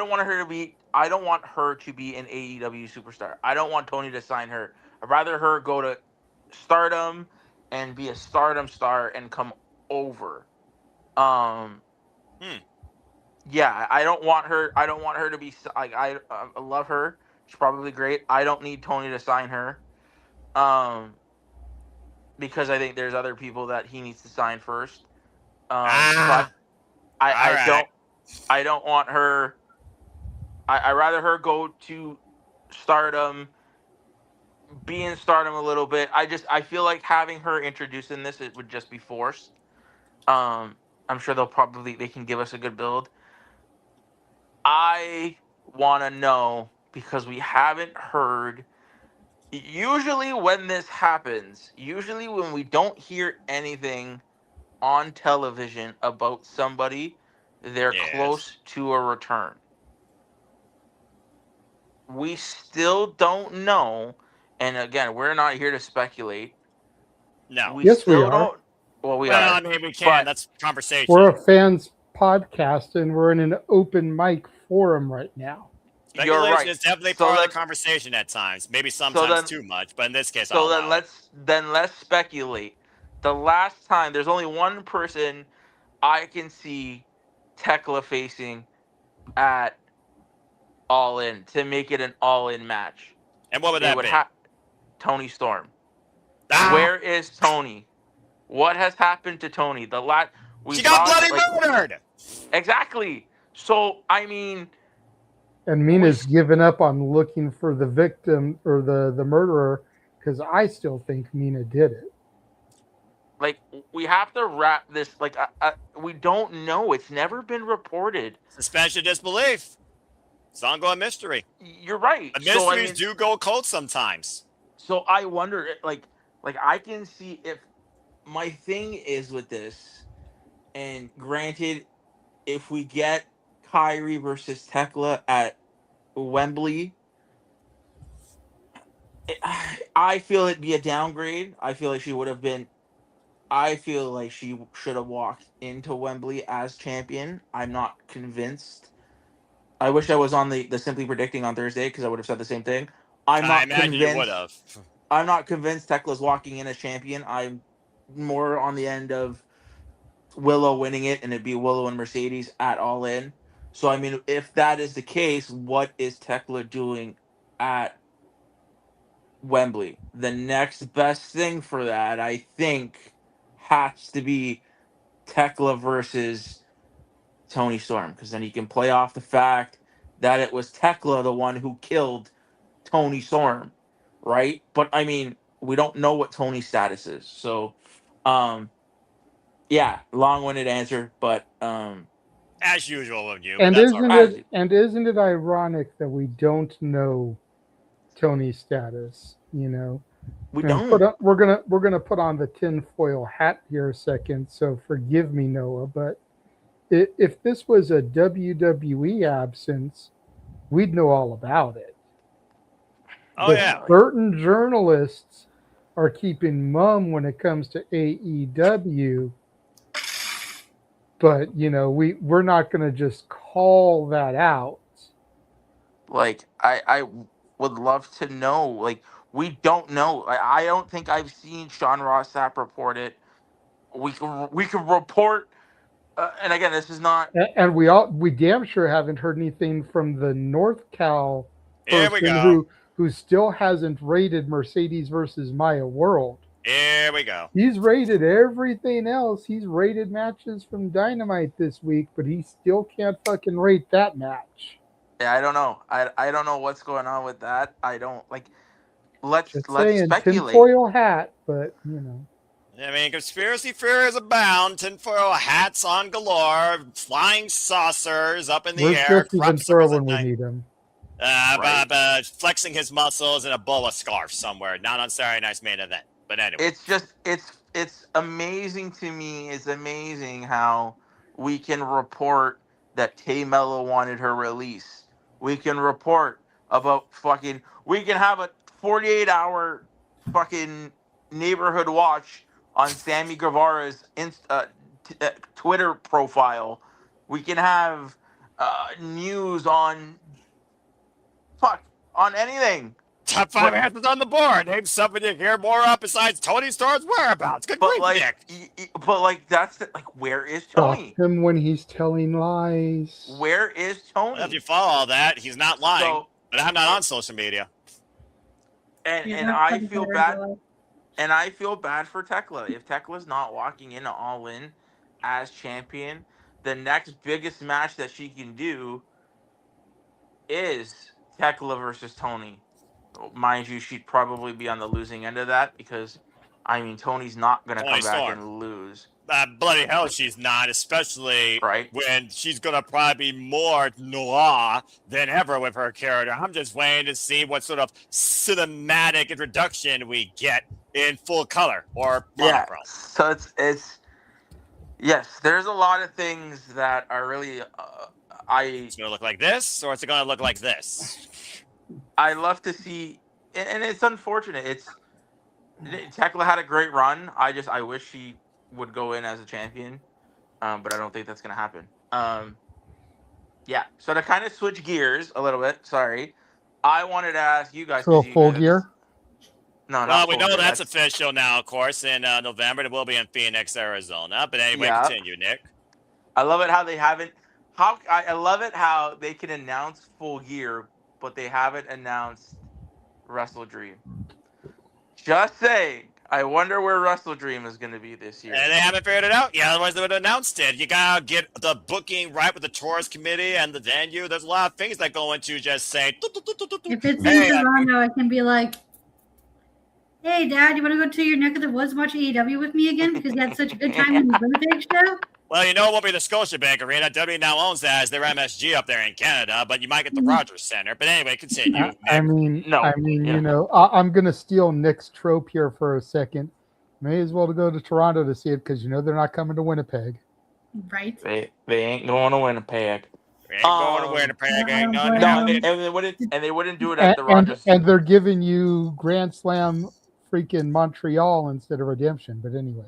Yes. Well, you know, hindsight's 2020. We'll see what everyone thinks after the show is over. I don't expect your opinion to change. Me, though, Listen, I'm the optimistic guy that covers everything because I'm the guy that has to be first and foremost on the damn mic. Anyway, Noah, Nick, go ahead. Noah, I love you. I love you. You know, I love you. I love your takes. You're great. But if you're gonna tell me that this show is anything but, listen, I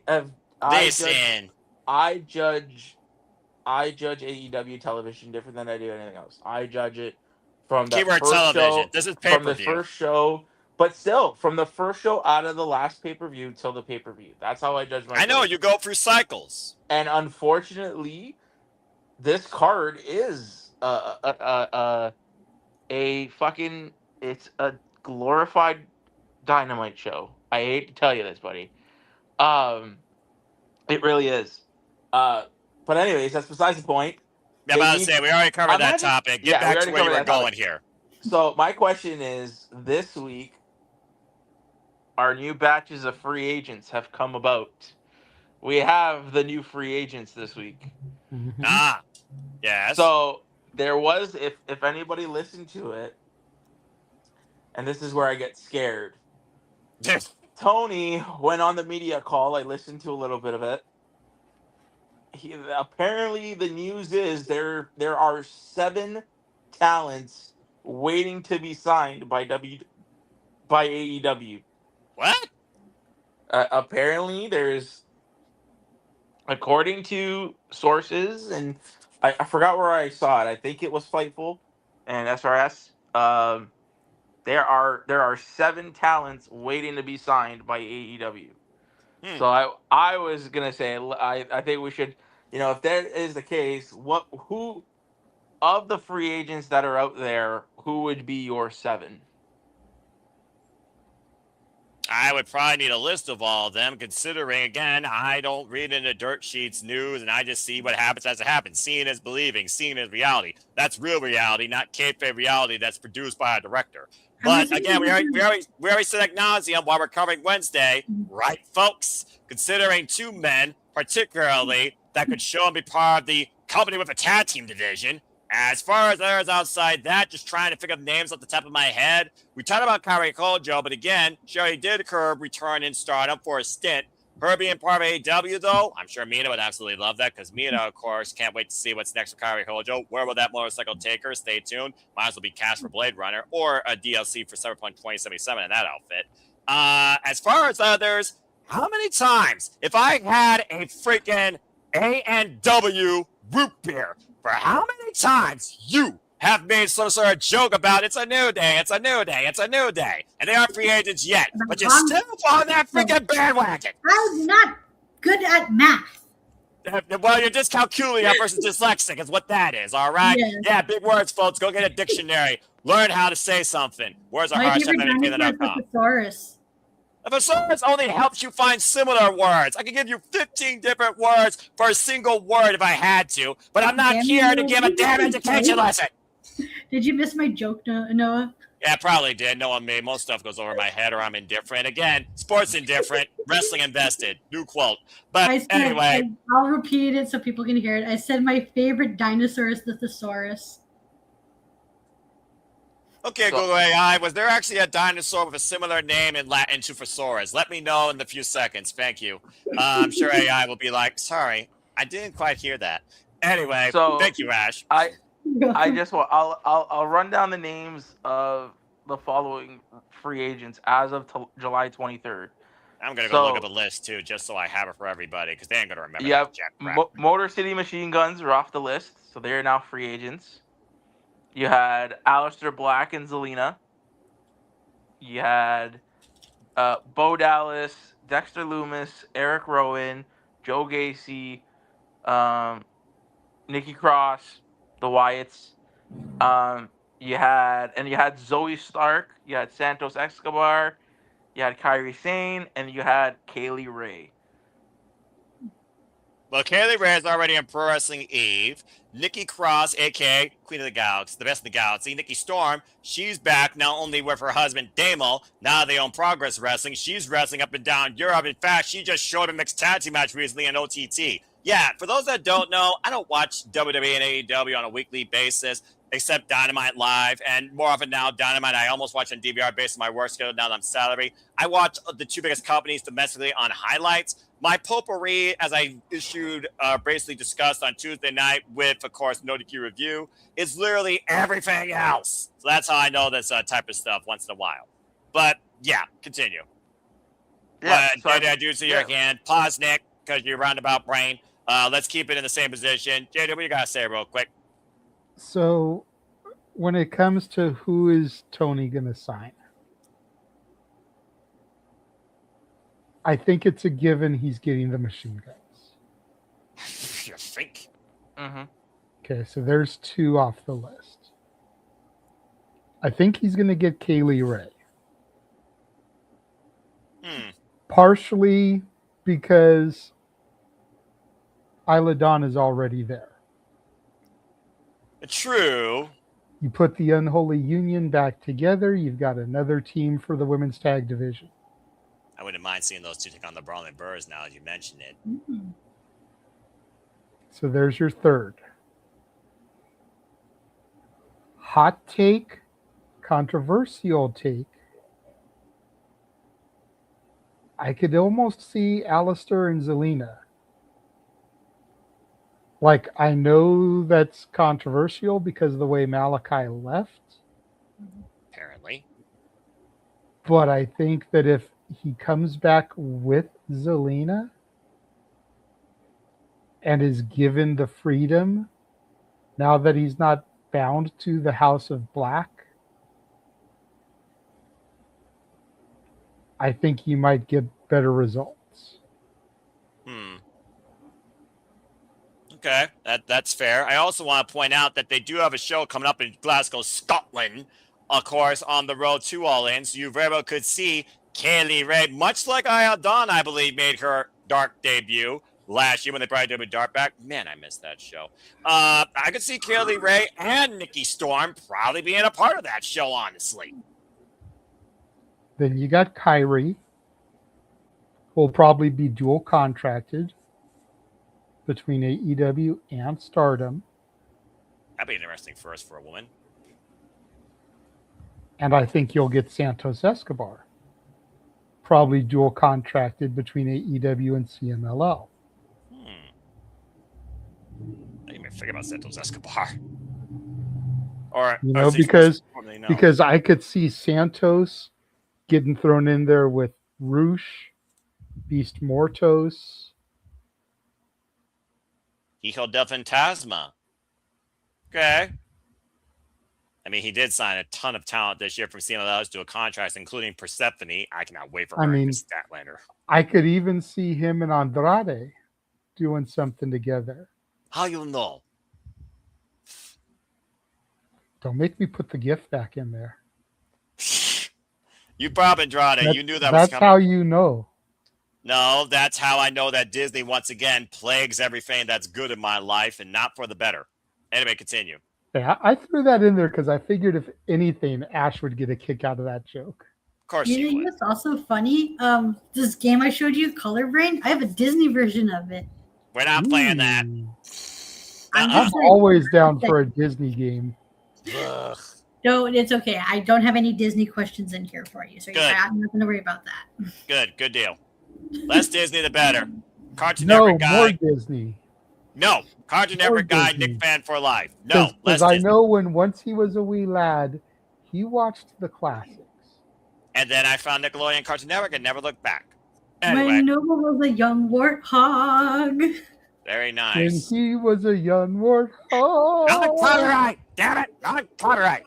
But anyway. The biggest mind F for me was when I learned that Pumbaa was Leon Carosi from the Saved by the Bell Beach Club episodes.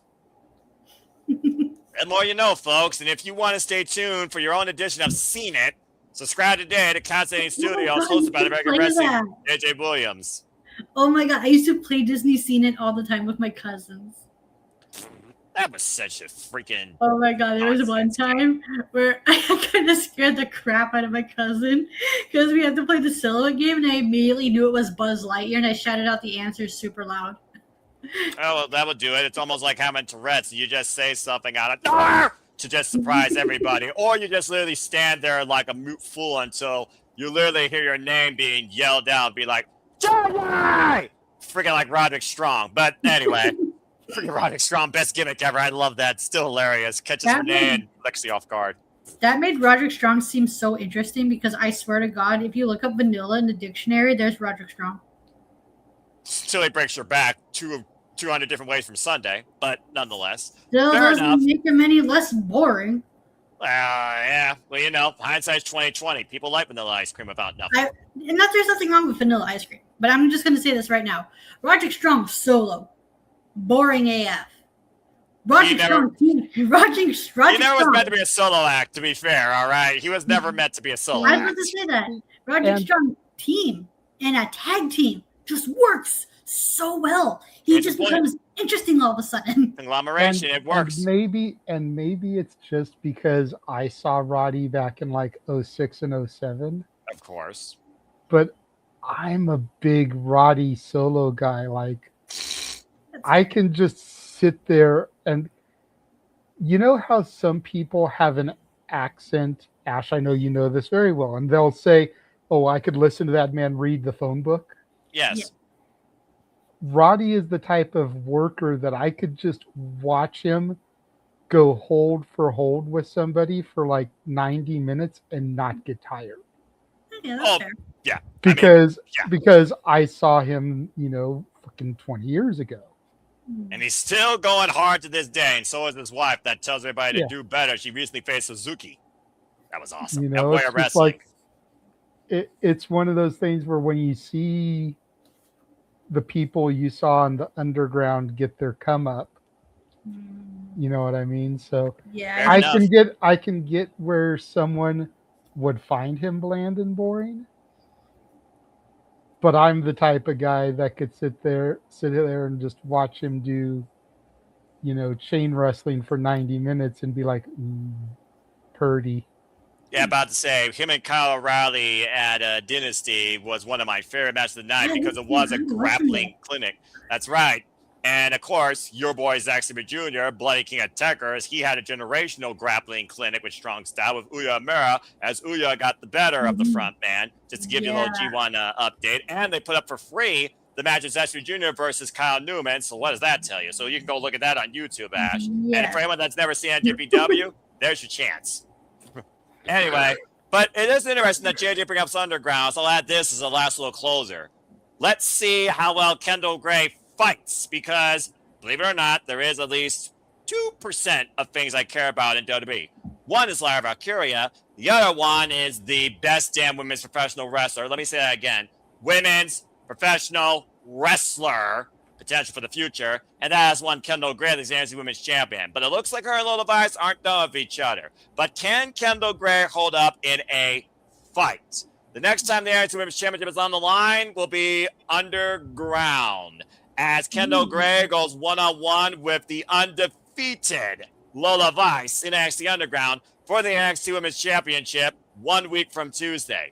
That being said, I love that closing line where she says, you can go shake your ass in the back of the line once I'm done with you. Kendall Gray's showing me she got some attitude. And freaking Wen's face, priceless. I swear, that's the only thing that matters right now in WWE for me. There you go, one nice thing. That being said, we've been talking a lot about Lola Vice and, of course, her rise, her star power, her potential, her showcasing. Of course, AAA still AAA Mixed Tag Team Champion, a mainstay of NXT, and waiting for her to be brought up to the main roster. I almost said a different word there. So is this literally going to be Lola Vice's swan song from the Black and Chrome? And will she stay strictly with AAA? Or will she go up to Monday Night Raw or SmackDown? Honestly, both brands could use her, I think, because they need some person with actual merit and identity. Just saying. JJ, it's your NXT, it's your former women's champion. You know Lola Vice, but you also kind of know Kendall Gray, so I'm going to put you on the spot first. Is this Lola Vice saying, Adios, muchas gracias, or does she knock Kendall Gray the fuck out, and do we just reset the clock? Spoiler alert here in 3, 2, 1. Lola Vice and Mr. Iguana lost the mixed tag titles tonight on AAA television.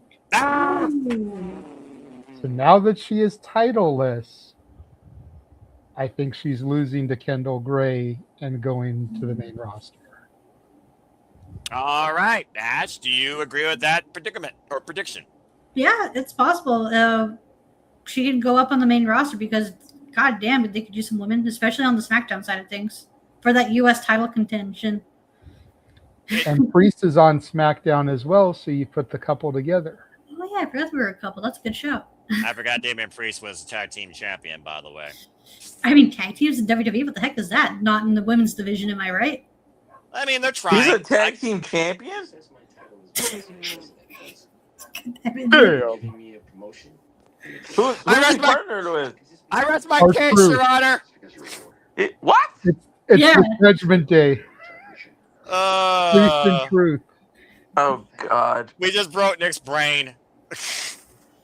I almost feel like he should go on camera so we can see his head exploding. That would require effort. That would require effort. He's That would- done. He's that about to would shut require effort and clothes, and I don't want to do neither. down. Okay, then, TMI. Well, that being said, Lola Vice, yeah, I hope you get knocked the F out. Kendall Gray to spearhead the NXT Women's Division to the next generation. Please, not if she loses that title. WWE, don't fuck this up. If you fuck this up, I'm going to say fuck you.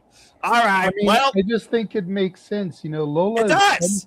Lola's undefeated in the underground. Mhm. So if she loses, what is there to keep her in NXT? She just Nothing. lost her signature match. Exactly. I don't see them bringing it to the main roster. Hell no. If they were going to, it would have to open up any show that it's on. I mean, Because let's be real, at this point in her career, Lola Vice isn't going to main event a main roster show. So it would have to jerk the curtain on it. Extreme Rules did have the fight pit as a semi-main in a bygone life. I'm just saying. But, you know, she lost the mixed tag title. She lost the NXT title. She loses the rematch in her signature match. Main roster debut at SummerSlam, maybe? If not the Raw afterwards or the SmackDown afterwards, because like you said, Ash, you ain't selling tickets with Timu Baddies. You'll be selling tickets with Lola Vice on your brand.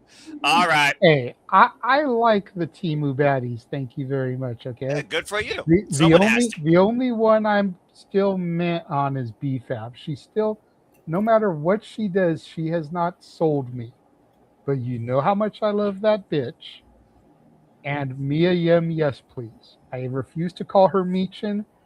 She said thank you. Keep calling me Mia Yim. So I'm going to keep calling her Mia Yim because that's what she wants. Show me what Mia Yim was prior to WWE, and maybe I'll call her that name again. That being said, thank you, JJ, thank you, Ash, and thank you, Nick. Sorry that we broke your brain. But also thank you all for tuning in, because guess what? We're about to hit the fresh show before I bid y'all fine adieu, so we're going to chill and get the F out of here, too. Before we do that, we're going to run the trailer one more time, and then afterwards, the Saturday Shenanigans will conclude. Stay tuned. And now for a taste of things to come.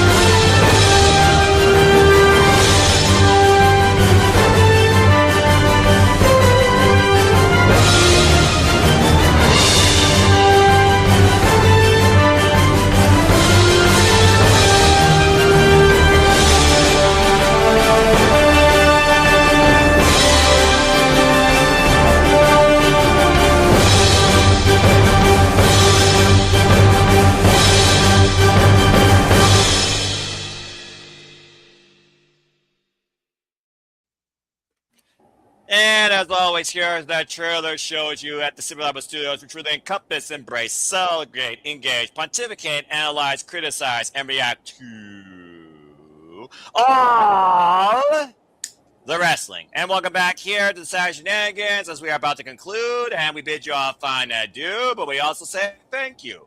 Let's go around the horn and plug and promote upcoming content and showcase to the people where they can find us if they choose. First and foremost, Nick, you stayed on Avatar, but you lend your voice quite a lot here tonight. Always appreciate you. Shout out to Mrs. Tell where the people can find you, of course, and then you can go to sleep. Yes, yeah, just again, shout out if you are in the middle of watching all of your lovely wrestling this upcoming weekend. Again, check out Danny and the boys from NHB next weekend for NHB 100. It's going to be a slobber knocker of a show. Excited to watch it. Oh, yeah. All the bleeding assholes you can get. But yeah, you can find me on Twitter. That's in the thing underneath my name. Follow, subscribe. Yeah. Yep, there. Flash. There it Yeah, goes. that thing at the bottom there, and the white. Yeah, that thing, that JJ Yeah, click. that thing. The thing shows you the thing you need to go to. That's the thing, folks. All right. Exactly. That thing. Yes, that thing. Not to be confused with that girl, a bygone show from the 1960s. Thank you, Nick. Continue to That be thing that you thing. do? Better than others or only like himself versus others. Who knows? Thank you, Nick. Take care. Shout out to the missus. Go get some sleep. Bye-bye. All right. Ash, always a pleasure. I know, of course, we'll talk behind closed quarters of our next simple session, and also next time we will update people on G1 Climax. But go ahead and tell where the people can find you and your baddie takes too. Appreciate you. Thank you. You can find me on X, the app formerly known as Twitter at ShadowBadAsh. And you can subscribe to my YouTube channel at Baddie for Wrestling. Right now, I'm in the middle of a game called Can Your Baddie Friend Catch Up on the G1 Before It's Too Late? You got time, but time is limited. All signs point to no. Damn, JJ, zero confidence. Wrong. Okay. How many times I love Ash, but if I've learned anything about her, it's that she's busier than both of us. Accurate. And happy belated birthday to Zack Sabre Jr., by the way. Yes. Dickhead. Happy birthday to him. All right. Thank you, Ash. Continue to stay batty. And Also, again, his birthday was the same day as my uncle's. oh, well, God rest happy his belated birthday. soul. God rest his soul. Happy belated birthday to your uncle and anyone else that celebrates on that day as well. And I buy look her forward. t-shirts. Yes, and again, if you haven't already, invest in the bat, invest in Bob Studios, buy that shirt, buy all the merch. Simple as that. I'll see you for the simple session later this week. All right, JJ, Chief Brand Ambassador, social media guru, and all-around friend, renegade of wrestling too. Let's go ahead and get for you. First and foremost, always appreciate you. Happy to lend my voice and lend what you have given me in the proverbial hosting position. Where can the people engage and find you? And what are we up to? Well, of course, you can find me at all the lovely Chase U alumni. Instagram, The Renegade, JJ Williams. YouTube, Casa D18 Studios. X Casa D18 Studio. No S at the end. Make sure you're following the Simply Reliable Studios on X at SR Studios 2024. That is where you will find all of our big announcements. It was confirmed this Thursday, and we touched on it a little bit here, but we will be having our first wrestler two-time guest coming up this week as the new Pro Wrestling Symphony Women's Champion. And the Spire conduit, Joshi Champion. Continue. the conduit of karma, Kaya McKenna, will be joining us once again. It's good to have her come back for another round as we will be sponsoring her upcoming match at Pro Wrestling Symphony No Remorse against Sigrid. We also got confirmed, no date yet, working on, but got confirmed that we will be having another two-time guest returning to the program. This woman works for a alternative music icon. She is, it's hard to call her by her gimmick name anymore now that she is the world champion. You almost would think it would require an upgrade, but the current reigning, defending holder of the Burke, Stephanie Nieves, will be returning to the Shenanigans some point in August. She beat Natalia Markova. Love it. Love it. With essentially a Money in the Bank cash-in. They had what they called the Burke Bouquet, I think, where it was like a battle royal to get Correct. a spot whenever you wanted it. Correct. And Greta, her heavy, attacked Natalia. Tiffany came out with her bouquet, gave the bouquet to the referee, dropped a single red rose on Natalia, put her foot on her. 1, 2, 3. Rip. Wow. Without even breaking a sweat. Wow. She got the better of her longtime rival, who we actually, you can go into the archives, we actually called the steel cage match between Tiffany and Natalia Markova. Mm-hmm. So cool getting to interview her in the past. That interview is in the archives as well. That was a one-on-one with her and I. I remember that. This is going to be more people involved. Walter definitely is going to be involved in that. He better be. Nick, I know, is a little bit shocked. I mean, you can tell he came on camera. We can only see his nose and eyes, but like he came on camera for that announcement. So He pulled his best Wilson from Home Improvement. Well, I mean, I understand that reference. I've never. I mean, you guys interviewed Nieves before I came on the cruise. So I mean, the fact that she's a two-timer and I get to be there is gonna be pretty cool.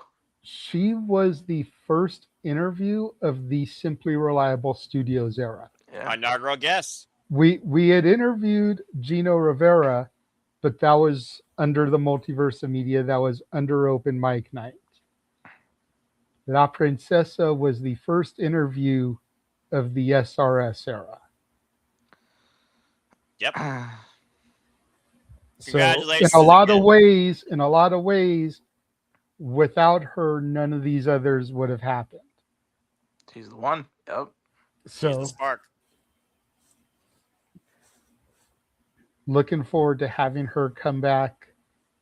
You know, hit her up pretty much as soon as she won. That just goes to show how busy she is. I hit her up when she won the title. She got back to me this week. Respect. That's crazy. Which is almost like 2 months later. Mm-hmm. So Nick, I would recommend you go back, watch the archived interview, just so you don't ask duplicate questions. Okay. In the words of Vince Russo, do your homework, bro. I was waiting for that. People, All right. I didn't do great in school. I never did my homework. What I do want to know, I mean, because the weekend is upon us, and won't ask you till next week. Do we have any big plans for August and All In? Not yet, no. Okay, cool. Good to know. Good to know. We have a lot of stuff to get through before that. Yeah, It live in the is true. present. We Live the have present. next week SummerSlam weekend. There's at least 3 days in August where I may be away from all of this. So I'm sorry, Noah, in advance. At least 2 of those are Shenanigans nights. So Do what I do. if I'm able to come in via late, so be it. If not, well, I know you and the crew will have things handled. I do my best. That's the great thing about this team is that we've got enough hands now that if I have to step away, I'm sure people out there watching notice Walter isn't here tonight, but he's been in the chat. If someone needs to step away for a night or a couple of nights, we got things covered. Take a PTO day if you feel like, folks. Your mental health matters. All right, JJ. Well, considering no one here gets paid, kind of hard to call it a PTO day, but you know what I mean. A mental break is always a good thing, and taking time for yourself. Dang. Even if it's not a mental break, just because there's something you want to do. Exactly. Personal time off, by the way, but I Yeah. do see why you said that. All right. Whether continue, it's live wrestling in Toronto, Winnipeg, Montreal, find a way to get there and enjoy it. I know Nick is going to Greektown Wrestling in the middle of August. There you go. Yes, yes. That is Gonna going to go be see the a Babushka Baron, Jeffrey John. Go check out the archives and see the interview we did with him this past week, almost 2 hours long. Mm-hmm. All right. Yep. Greektown should be fun. Yeah, the indies are thriving. Support the indies. Damn Yeah. right. If you Preach. can't find anything on TV to enjoy, search out your local independent and give them the money instead. Simple as that. Yes. All right.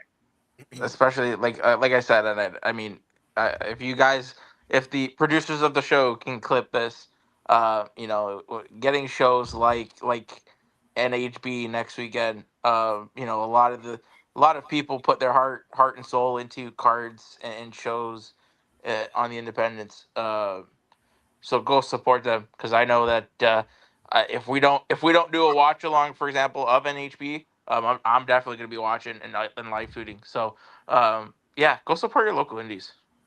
Respect. All right. Thank you, Nick. Thank you, JJ. And again, this is the money you should be spending on independent wrestling and not on the big 2 if you are underwhelmed as a fan. Simply Reliable Studios endorses this message and reminds you that 15 minutes or more could save you 15 minutes on boring TV product. All right. And before you shill, since we mentioned Tiffany Nieves, let's go ahead and shout Walter out, who is 19 away from his goal. 19 subscribers to get to that 300 mark, and he has until SummerSlam Sunday to do it. You can do Rage of Wrestling on YouTube, Walter.Cruz.940 on Instagram, Walter Alex Cruz on the X. Mm-hmm. Endorsed by La Princesa herself. Get it? Got it? Bueno.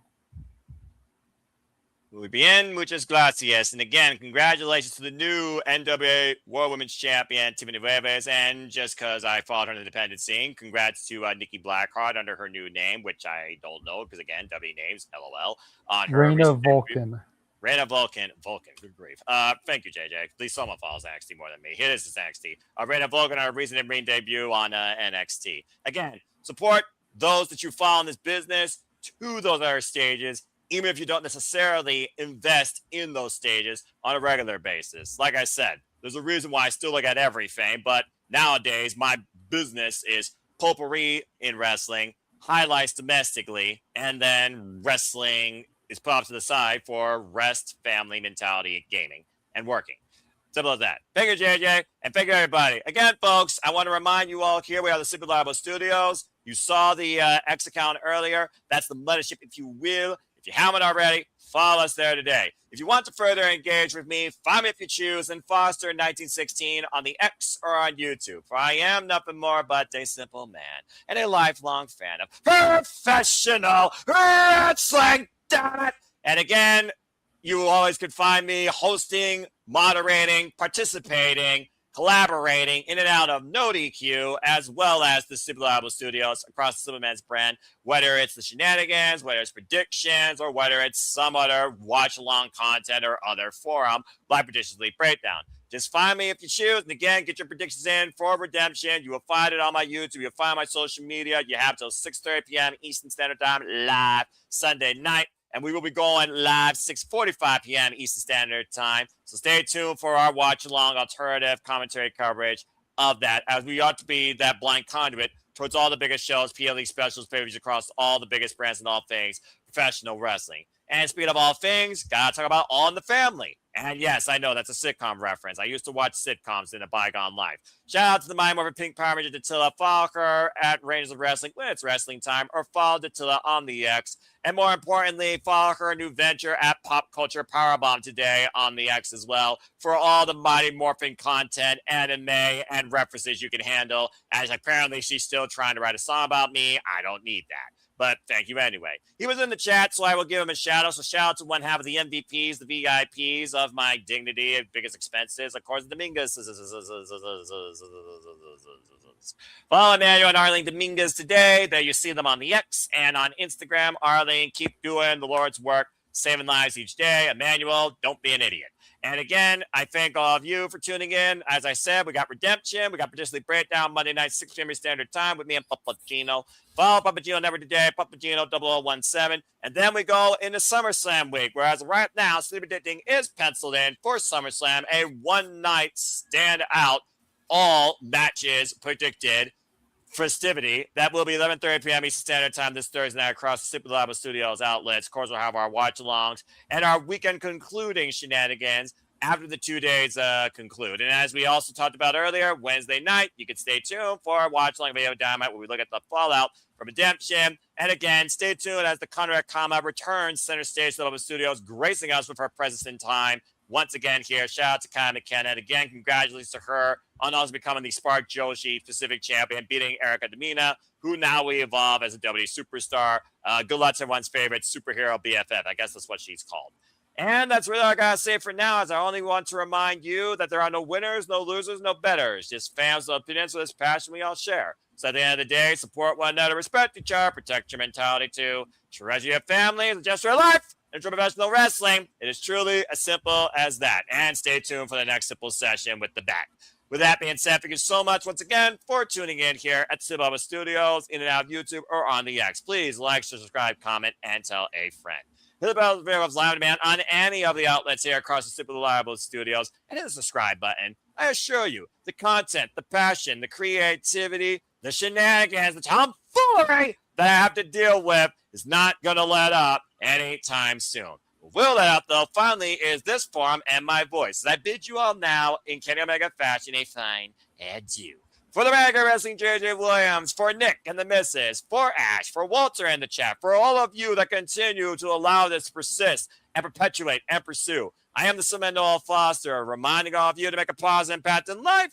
Have a good night, and thank you once again for tuning into another rousing edition of the Saturday Shenanigans. Have a good night, folks, and we will see you in less than 24 hours for AEW Redemption.